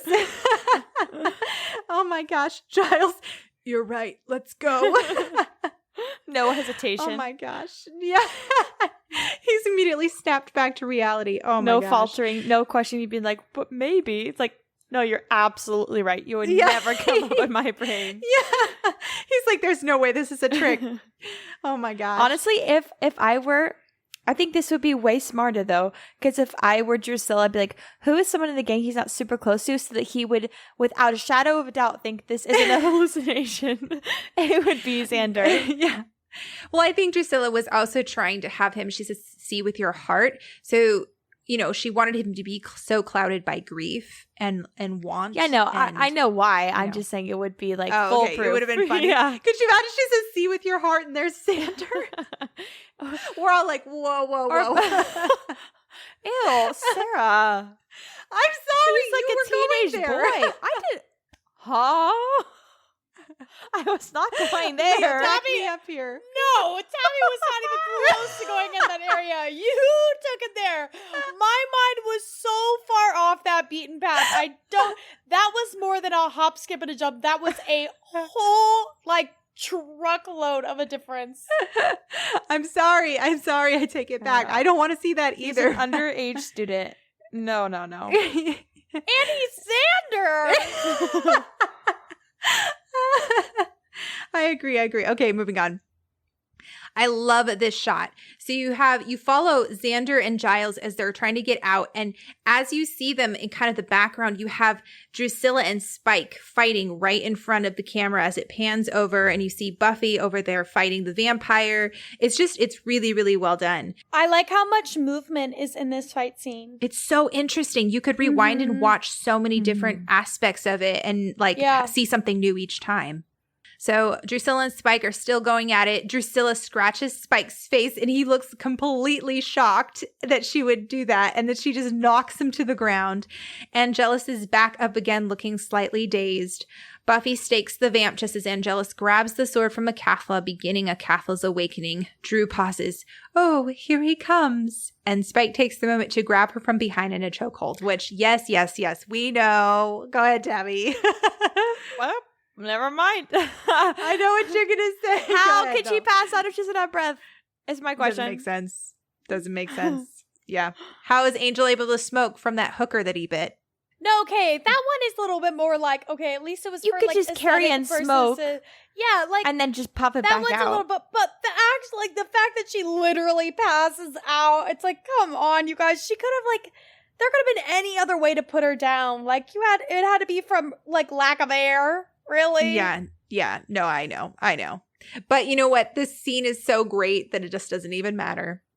So the hospital, Willow continues to chant, "Gods bind him, cast his heart from the evil realm," but she begins to have trouble speaking and looks like every word is costing her energy. The pacing, the way this ramps up is just, it's art. It really is. Real fast, I wanted to talk about the stunt doubles, the stunt doubles and the stunt coordinators as we get into the sword fighting portion of the episode. So Jeff Pruitt and Sophia Crawford are the stunt coordinator and the Angel and Buffy stunt doubles in this scene. Jeff Pruitt is the only American stunt coordinator to have belonged to an Asian stunt team, specialized in Hong Kong style stunts, which became popular in the 70s with Bruce Lee and Jackie Chan. They're very dangerous stunts that you see in a lot of kung fu films. They're very gritty and raw and require a lot of falling from high places. At the time, had more than 20 years experience in martial arts combat and directed and edited more than half of each episode for the second season of Power Rangers, which is where he met Sophia. Sophia trained in Hong Kong and was hired by Jeff to do the stunts for the Pink Power Ranger on Power Rangers. They worked together for 4 years before Buffy started. Jeff says this. He says, during the episode phases, Sophia had to walk onto a net and the effects guy had her rigged with 300 pounds of counterweight. I told them that I weigh 150 pounds and normally when we do stunts like this, I just jump down and jerk her straight up. They felt that they had a need for extra weight. They said they had tested it with some dummy weights before and it was okay. So we did it and she shot up. We had the camera up about 30 feet in the air and she went past the camera and came out at the top of the net. Then as she was falling, she grabbed hold of the outside of the net and snapped to a halt before she hit the ground and it snapped her neck back. She was okay. She got up and she did it again. We took all the weight out and we did it the right way. After that same night, I asked her to marry me. We did so many hard stunts and we're not blasé. Sometimes Sophia and I will fight each other. I have her really kick me, really hit me because we come from that background of a more Hong Kong style fighting. They're not really used to seeing that, so it freaks them out a little bit, but it's our jobs. It seems like normal, everyday stuff to us. Isn't that insane? Oof, that poor girl. Up 30 feet. Oof, I know, right? He goes on to say that even though the fights are described in the scripts, Jeff doesn't necessarily follow those directions. He says, I find out what the feeling is before, during, and after the fight. Unless there is something specific, some specific prop or some place a character has to be, then I know that that's where we'll have to end up. But what happens during the whole thing is pretty much up to me. This final fight that we're going to do for season 2 involves some very specific attitude between Buffy and Angel and how they feel about each other. So that was not as fancy as some of our other fights, but was more emotional. Each fight has a different flavor to it. He said his favorite thing about the show is that it's story-driven with the writers in charge, which allows it to be original and different, which I thought was really interesting. And you see that going into this episode or into this scene with the sword fight. It's very, very emotional, but even like the hits and kicks that they give each other and it's just so good. I thought the choice of the weapon was also very interesting because like a sword or a knife is very personal. It's very like gritty and it's not very clean. Like it's very like and so like the fact that they chose like a sword fight instead of like a normal fist fight, I really like it. Like it just comes off as very like personal and like gritty. It's also just classic hero stuff. Even how Angelus is dressed kind of looks like a pirate. He's got a billowy black shirt with the leather pants. Like, it's just interesting. It's very much hero versus villain, and I love it. His outfit, I love. This is my favorite Angel and or Angel's outfit he wears. And the entirety really of him being Buffy. I think it's so attractive. I just think that loose button-ups on guys that are rolled up and tucked in very loosely is so attractive. It's a 90s look. You know who does that a lot? Yeah. Chandler from Friends in the first couple seasons. True. He wears a lot of button-ups and they're very loose and he rolls them up. And I think it's such a casual, attractive look on guys. And guys don't really do that nowadays. It's very flattering. It looks really good. With like the high-waisted like whitewashed jeans from the 90s tucked into it and very loose. I think that is like so attractive. But the leather pants is a good look too. Yeah, Angelus in the leather is a really good look. Yeah. All right, so Buffy grabs her sword. We see her and Angelus standing in front of a Cathla, swords drawn. You almost made it, Buff. He still doesn't believe she'll kill him. She says it's not over yet. He says, my boy Cathla here is about to wake up. You're going to hell. Save me a seat. Oh, she's got some good lines. They clash swords, and as the camera pans out and up, we can clearly see the stunt doubles. But that it is a testament to how well done this episode is that it just doesn't even matter because you sense the emotion and how even the stunt doubles are fighting, and you gather that from both Buffy and Angel. Well, I think sometimes I'm like, oh, I wish they were like a little bit better at hiding the stunt doubles. But this episode, I actually like when I can see if it's actually David and Sarah or the stunt doubles, because I'm like, oh, they did that. Like they actually did that, like fighting or whatever. And now a lot of the fighting scenes, David and Sarah try to do themselves. And so I like seeing which ones that they did.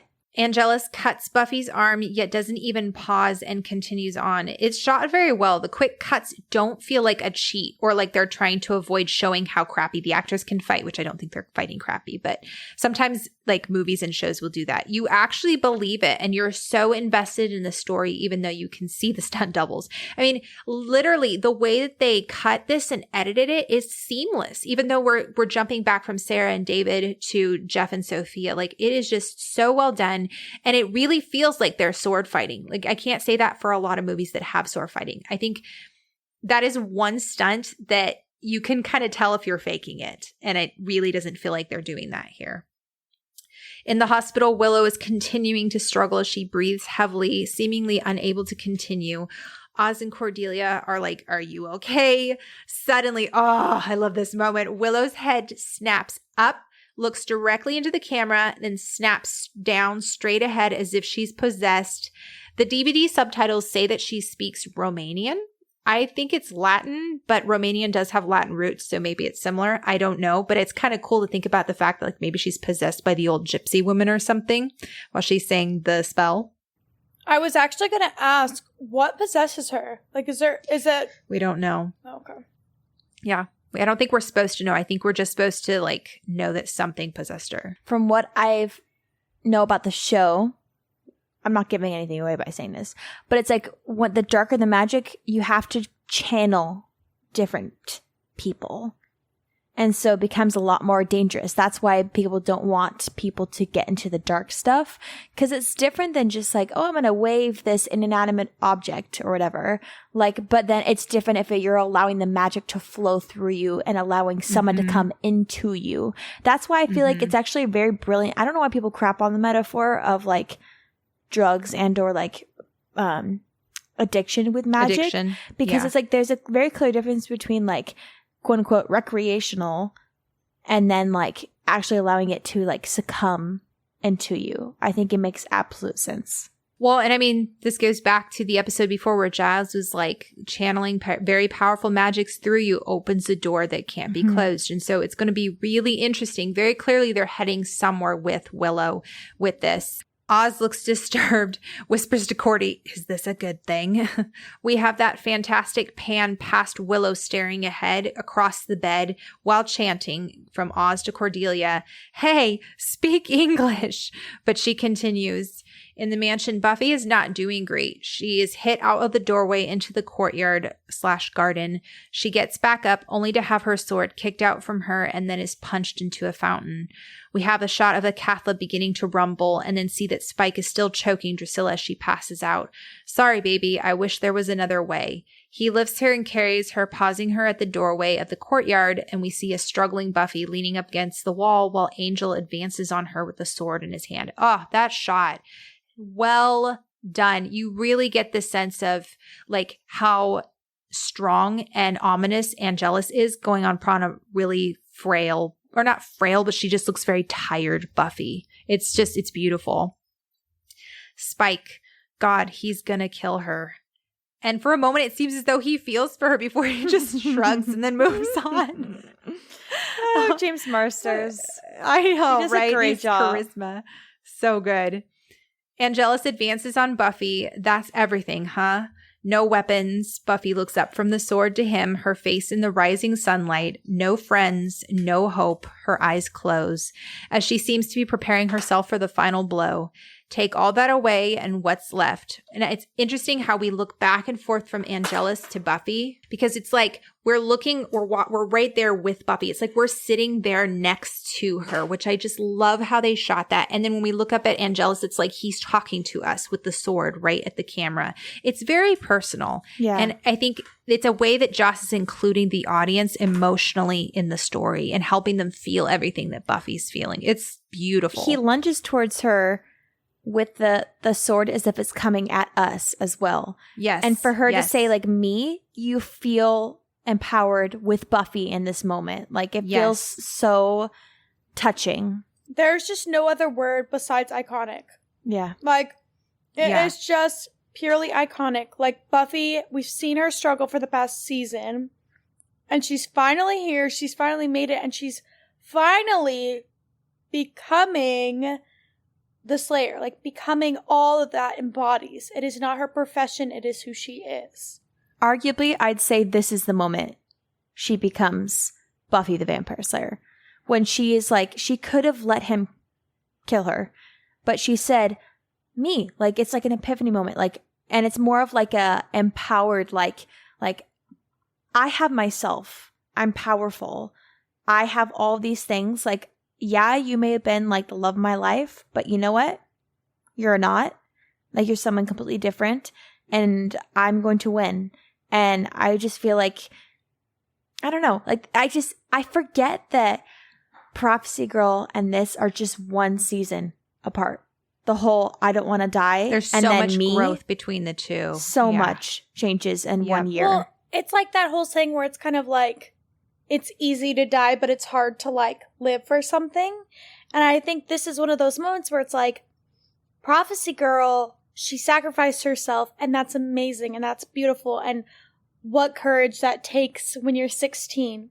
But to be 17, want to die at this point, your mother's kicked you out, you're banned from school, the love of your life is literally trying to kill you and is gone forever. And to sit there and say, I don't need all of that, I'm going to fight anyways, that is power. Yeah, this is that moment where we've watched Buffy wrestle with her inner demons, her outer demons, and she's fully at peace with who she is now. And like, we've watched her wrestle this entire season with, I want to be a real normal girl, but I'm also the Slayer, and wrestling against that. And this is for the first time we see her fully embracing both of those things. And it's empowering because she's her strongest when she accepts that side of herself, saying, me, I'm human, and I'm a Slayer, you know? And I think that's really beautiful. And it's also, too, like a callback to What's My Line Part 2, when her and Kendra are sitting there and Kendra says, you're not the only Slayer in the world anymore. Like, you're not the only one. Like, you have a friend, you have a buddy. I mean, the fact that Kendra dies in this episode, last episode, it really just highlights how alone Buffy actually is. But she doesn't need anybody. She's got herself. And she's on her feet. She high kicks him and picks up her sword on the way. Spike and Drew burst out of the garage, speeding away to who knows where. Spike has one hand on the wheel, the other one around Drusilla, who's still out. Spike and Drew leave the way they came and initially came here to get Drusilla better. Everything Spike has done is for her. It really is. He came to Sunnydale to help Drew, and he's leaving Sunnydale to help Drew. Back in the mansion, Angelus comes flying back into the room, but not in the good way.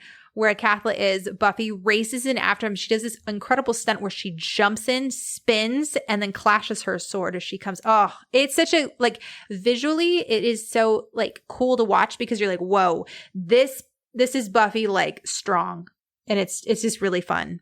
I think what's crazier about it, too, is, and what makes it more heartbreaking, is, like, we see Buffy at the the most powerful we've seen her. She's ready. She's determined. She's made up her mind. She's powerful. Mhm.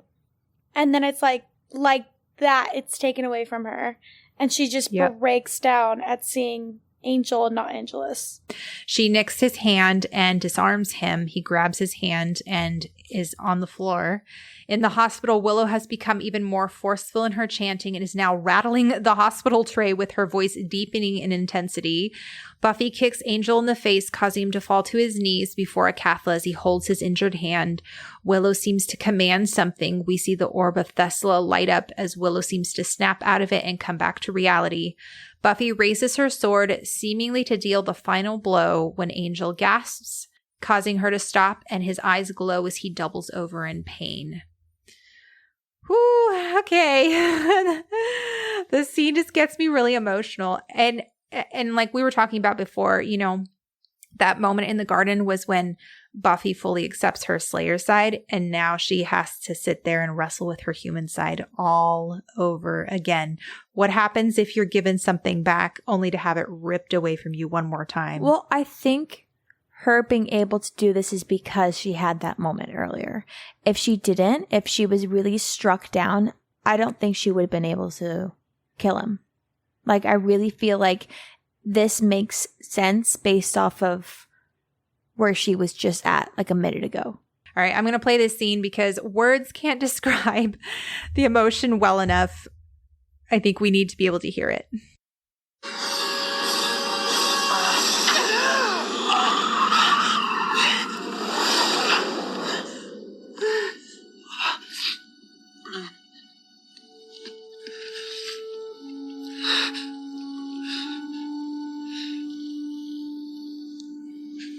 Buffy.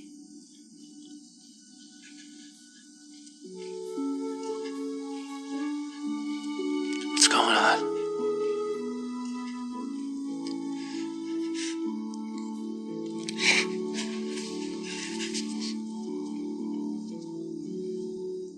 Where are we? I don't remember.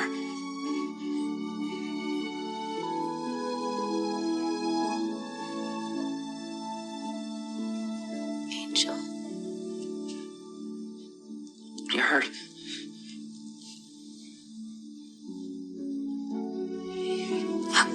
Oh, God. I feel like I haven't seen you in months. Oh my God, everything's so muddled.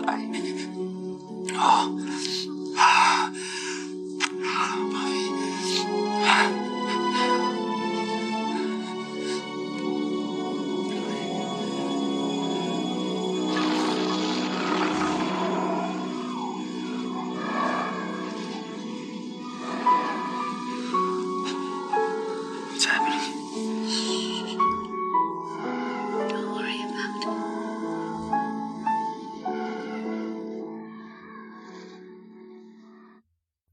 Oh, man. I think it made me more emotional listening to it. Like, hearing the emotion behind it. Yeah, without actually, like, And with how watching tender it is, like, they're just so sweet on each other. Just like, oh, like the part where he's like, you're hurt, and her face is like, oh, like, it's Angel. Yeah, like she almost forgot how gentle he was. I know. Yeah, and it's like all the little things, like she looks him up and down and then like asks Angel, and then he like says you're hurt and touches her arm and then kind of pulls her into a hug, and the moment he hugs her is the moment she realizes it's actually him. The face acting. Good grief. When Joss wrote this, he wrote very little dialogue. Like, they say very little, and so much is conveyed with their faces. Like, it is seriously, especially Sarah, there's just the masterclass in acting. Like, I can't even describe how well she does convey all the myriad of emotions that Buffy feels in such a short span of time. Emmy for you. Emmy for you. It's just so sad because it's like you see her relief, and then you feel her relief too. You're like, oh, he's back. Like, and then you're like, oh, like you see her heart break again. Honestly, the shoulder kiss is what does me in every time. When he just is like, he's like, oh, everything's so muddled. And then he just like kisses her shoulder. And I'm just like, Good grief, that's the sweetest thing I've ever seen. And she like, oh my gosh, she's like in tears. Her eyes are closed. She's just feeling that moment, and she's got the relief and the joy on her face. And yet the moment her eyes open, that look of horror and terror on her face. And at that same moment, there's a tear that comes down her cheek. It's just like beautifully shot. I just don't even know how the actors do. How do you act? How does an actor do this? This is I think what's also emotional too is that every time Buffy and Angel's theme has played, it's always been the beginning portion. And this is the first time it's really played out, and you hear the strings, you hear like the orchestra behind it, and you hear it slow down. And it has like that little like, ding, and then you hear like a cathedral open or whatever. Like it's tragic, it's beautiful, and it's sorrowful. Yeah, like I think we've only ever heard like the piano part of their theme in the beginning, because like usually their tender moments aren't that long, because Buffy doesn't allow for happiness to last very long. And so in this one, it's like you really hear their theme really play out. Yeah, we had, I want to say it's an oboe. I cannot remember. We had that wind instrument playing when they were going to sleep together, but this is the first time we hear the strings. And this is the first time we hear the da da da da da. Like we've always heard. Sarah, the music major, everyone. Sorry. Actually, I have a little note here from the music major. So it's from Music, Sound, and Silence in Buffy the Vampire Slayer. It says, we are introduced to the Buffy Angel theme at the turning point of season 2, Surprise. The episode opens with Buffy's surreal prophetic dream, which moves her to pay an early morning visit to Angel. The theme begins at the point when Angel kisses her, and the rest of the scene consists of the two attempting to control their rising passion. The sweetness and simplicity of the theme not only establishes the sincerity of this relationship, but also tells us how we are supposed to feel about it. The Buffy Angel theme encourages us to look upon this romance with the same innocence and naivety with which the 17-year-old Buffy sees it. The theme reoccurs several times throughout the episode, each time at a key point in the development of the relationship, when Angel tells Buffy that he has to leave her, when they say goodbye and he gives her the Clawdaw ring, which will become an important development of the relationship, and just before they finally sleep together. The theme thus develops associations not only with Buffy and Angel generally, but also with some of the features specific to their relationship, impediments to their happiness, the ring as a symbol, and the physical consummation of their love, with the consequential changes in both characters and the plot lines. Because of the associations that accrue to the theme during its first few appearances, once Angel has lost his soul and the relationship is defunct, it begins to serve a new purpose. At this point, it becomes a symbol of what Buffy has lost, and it also reinforces visual reminders such as the ring. In re-experiencing this music, we remember its previous context and thereby empathize all the more strongly with Buffy. One of the first times that this occurs in the episode that follows their consummation, Innocence, after Buffy realizes what has happened to Angel. The scene takes place in the library with the entire Scooby Gang trying to make sense of the situation. The camera pans across the group, finally landing on Buffy, whom we see looking at the ring as we hear the theme once again. While the visual cue alone might suffice to indicate that she is thinking of her relationship with Angel, the music makes our participation more visceral. There is a similar scene later on in Becoming Part 1 when Buffy is talking on the phone to Willow and accidentally uncovers the ring lying in a drawer. As her voice falters and the theme enters, the music lets us feel how difficult it will be to follow through with her resolve to kill Angel. Near the end of Becoming Part 2, Willow, Oz, and Cordelia manage to restore Angel's soul, but Buffy realizes that she must nevertheless kill Angel in order to save the world. The theme here, extended and with a grander, more cinematic orchestration than in its previous incarnations, achieves perhaps its greatest power as it draws us back into her feelings of love, at the same time that it reminds us that she must sacrifice that which she desires most. Only a theme that has accrued so many prior associations could generate such pathos. And it's right. Music is incredibly important when it comes to stirring up our memory and stirring up feelings. And we talked about Sarah and David's face acting, but the music is like the third actor in this scene. It does so much. I mean, I think we'd still be moved to tears if there was no music, but the music just like makes it that much better. So this is the moment that the season has led to. And I feel like the moment where Buffy catches the sword and says me is the moment that everybody thinks the season is leading to. And yes, it is in a way. But now that Buffy's accepting of her roles, is she going to allow her heart to dictate what she should do versus her role as a slayer? So this is the ultimate human heart side. And like this is the 17-year-old girl versus the role as a slayer. It's the moment that Buffy should never have to be placed in, that no 17-year-old girl should be placed in, that no 17-year-old girl chooses to be a part of, but Buffy is forced to make a choice. We've seen Buffy being torn between her Slayer duty and her desire for Angel and a normal human life. When push comes to shove, Buffy chooses her duty over her heart, no matter the cost. She definitively answers the question that we've been asking all season long. Do her affections for Angel distract from her Slayer duties? And I think we can say with a resounding no, that he isn't a distraction, that she will do what it takes at the end of the day, no matter the cost to herself. Passion of the Nerd puts it very well. He says, adult love doesn't require us to be someone other than who we are. Adult love allows us to maintain our authenticity and integrity. Our choices define us, and when we act as though we don't have any, our lives become meaningless. In Halloween, each character was consumed by a specific trait, but Giles retained his ability to choose, and it was he who saved the day. In Bewitched, Bothered, and Bewildered, Xander cast a love spell which removed the freedom of choice from every woman in Sunnydale. And who was it that saw it as an obsession? Giles. Consider Whistler's warning in Giles's apartment when Buffy said she had nothing more to lose. Certainly could have meant her life, but I think the statement foreshadows the final goodbye between Angel and Buffy when she is faced with an impossible choice: to be the Slayer or to lose herself completely. He is imploring her to act authentically as her true self, as Buffy once implored Ford in Lie to Me. You have a choice. You don't have a good choice, but you have a choice. While some of this is the result of Angel and Buffy's actions, much of it is simply an indifferent universe. Buffy didn't make Angel a vampire. She didn't ask to be a Slayer. She never wanted that responsibility. That is life.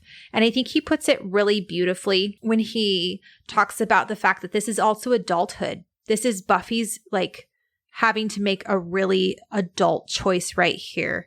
And I love that it's like Buffy is a whole metaphor for adolescence. And although none of us will ever have to make this kind of decision, this kind of choice, there are going to be other decisions that we have to make as we get older. And it all goes back to Whistler's monologue in the last episode where he says, you'll see what I mean. You know, what are we, puppets? No. And at the end of the day, we aren't defined by what happens to us. We're defined by what we do with what we're given. And I think this moment beautifully illustrates that. All right. So question, you guys. I'm curious. Do you guys remember when you first watched this episode? Do you know what your thoughts and experiences were when you realized that Buffy was going to have to kill Angel, not Angelus? I wish. The first time I watched this, I already knew spoilers. So. Same. Leah. Well, you know who told me? You did, Sarah. I know. Okay, well, here, to be fair, I sound like Leah. When you told me, I remember when you told me the spoilers for this episode, though. So that's so weird. Well, I was like in junior high, and I had we weren't really allowed to watch much growing up. Mm-hmm. It was like basically Disney movies, and then like occasional movies that mom and dad liked that were like, maybe we shouldn't have seen that, but they really liked it, so we were allowed to watch it. Yeah, I know, right? We're like, makes Air no Force sense. One, yes. Indiana Jones, Harry Potter, but, no. Yeah, Little Mermaid, absolutely not. But Sarah's like 6 years older than I am, so she was watching it at this point, and then I remember you coming in and talking to like Hannah about it, and our other sister Hannah. Gosh, I needed someone to talk to. It was so emotional. And I was in the room, and then you went on, and you're like, and Buffy has this like boyfriend named Angel, and Angel's a bad guy now, and then she has to kill him. And then like I remember hearing the whole synopsis of like the season 2 arc, and then being like, I like knew that about the show for like years, and so knowing all of this was kind of like, oh, like I want to see how it happens. Not to say that like it wasn't like sad when I watched it. I'm guessing. I don't remember, honestly, the first time. I don't remember watching. That's funny that you remember me telling it, but you not experiencing it. Yeah. That's hilarious. Yeah. I can't even tell you when I had seen the first like 3 seasons. I couldn't tell you when. I just remember being like, yeah, I've seen it, and like having to go back and like watch the rest like years later. But I couldn't tell you when or my reaction to the first 3 seasons. For me, I genuinely thought up until that point where he gets his soul back, I was like, okay, he's going to get his soul. He's going to get his soul. And I remember legitimately getting scared once he pulled the sword out and realizing, oh crap, a Catholic opened. And then being like, well, okay, Buffy will find a way. Like, because they always find a way. There's going to be something. And then he gets his soul. I'm like, woohoo. And then realizing, oh crap, she's going to kill him. Like, I just remember being so angry and immediately going on to season 3 because I was like, this is crap. I can't just stop here. But yeah, I'm really curious if you guys, listeners out there, have a moment in this episode that really stuck out to you. Definitely let us know your guys' experiences with this episode in particular. I feel like everyone has such an emotionally visceral moment. It's a lot like Innocence or Passion. It was like, where were you when Becoming Part 2 aired? I'm really curious. All right, so we see a Cathless mouth has opened and a portal has begun to form. Buffy slowly pulls back to look at Angel as he asks what's happening. Shh, her look of love as she gently tries to protect him. Don't worry about it. She runs her hands over his lips, his cheek, his brow, almost like she's trying to memorize the feel and look of him before she has to kill him.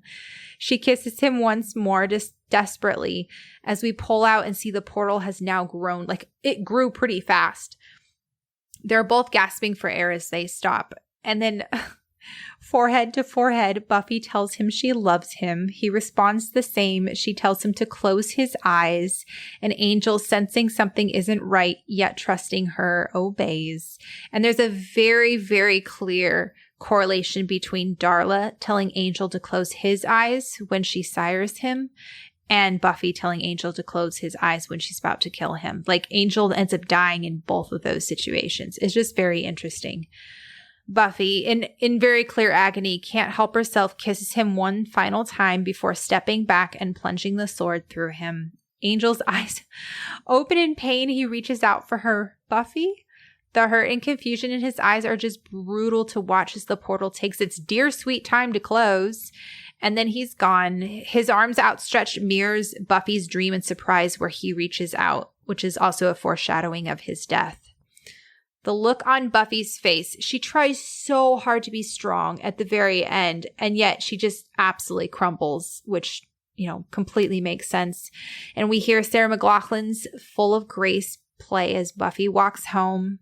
We see Joyce walking up the stairs in her robe, calling out for Buffy, and then sees that Buffy has all the closets open, her clothes strewn on the bed, and there's a note. And Joyce just breaks down in tears. This is just so sad. I hate talking about this. Oz is pushing Willow in a wheelchair. Xander has a cast on his hand. We're back at the school now. Giles is limping with his fingers in splints. All right, so the Scooby Gang's clothes in this final shot of them at the school are very bright in contrast to the outfits and clothing we've seen for the entire episode, and especially Buffy's outfit in this scene with the overalls of pain. Joss has talked about how he purposefully had Sunnydale be bright versus where the vampires live, and I think that their clothing is to highlight that everyone is safe and everyone can move on with their normal lives because of Buffy's sacrifice. I think it's to show that the world has gone on to normal again, and that Buffy can't. Everyone can move forward. Buffy has been very greatly affected and traumatized by this. So the gang compares notes and realize that none of them have seen Buffy. Oz, well, we know the world didn't end because check it out. Giles says that he went back to the mansion and it was empty with Akathla being dormant. And Willow, I think the spell worked. I felt something go through me. Yeah, something went through you. I think Oz and Cordelia can both attest that something happened. I love that out of all of them, Oz is the one person that seems to understand how Buffy's feeling in this moment. He says, or Xander says, maybe it wasn't in time. Maybe she had to kill him before the cure worked, which is very irritating. His face. He's just trying to cover his own butt. No, I wrote he down looks he so looks guilty. Mm-hmm. He looks really uncomfortable. Oz, then she'd want to be alone. I was like, yeah. Oz gets it. Mm-hmm. He knows. Willow, or maybe Angel was saved and they want to be alone together. Xander looking guilty again. Giles not looking too confident, or perhaps thinking about the torture. Like, do I really want Angel to be alive? Perhaps. Cordy, well, she's got to show up sooner or later. We still have school. Willow, yeah, she'll be here in a while. The music starts again and everyone looks unsure as they head back in, but then we pan out and see that Buffy's actually watching them from across the street. She just looks so just in pain. Just very aloof. Yeah, almost like she's looking at the real world and realizing that she just crossed a point and she can't go back. We see her on a bus leaving Sunnydale as the episode ends. And if you guys watch until the end, when the mutant enemy logo comes on, normally the monster goes, grr, arg. But this time it says, oh, I need a hug. And this is one of the only times that it says anything other than grr, arg. And I think that's funny. That's Joss Whedon that says that. And I'm like, Joss, you wrote this. I know. You wrote this. You did this to us. But with that, guys, we finished season 2. Well done. Woo! I'm so proud of us. I can't believe it. And now we get to go into season 3. I know. It's my favorite, Season if you guys 3. couldn't tell. Oh, is it your favorite season? Oh, yeah. I think I didn't realize it until I rewatched season 2. And I was like, yeah, no, for sure, season 3 is my favorite. So I'm stoked. Oh, I'm so excited. I can't believe it. I can't believe we've done 2 seasons and we have 4 seasons to go. Oh, we have so much good stuff to talk about. But before we get there, we still have the spoiler section for Becoming Part 1, Becoming Part 2 left to do. Just a reminder to you guys, on August 21st, which I guess is on Saturday for when this airs, at 11:30 a.m. Pacific Standard Time, we'll be having our live analysis, and you guys are all welcome to join and jump in and talk with us about all your favorite parts of season 2 and beyond. We're so excited for that. So please, if you can, definitely join us there. And you guys can find us on Instagram at Becoming Buffy Podcast for more information, or you can email us at becomingbuffypodcast@gmail.com.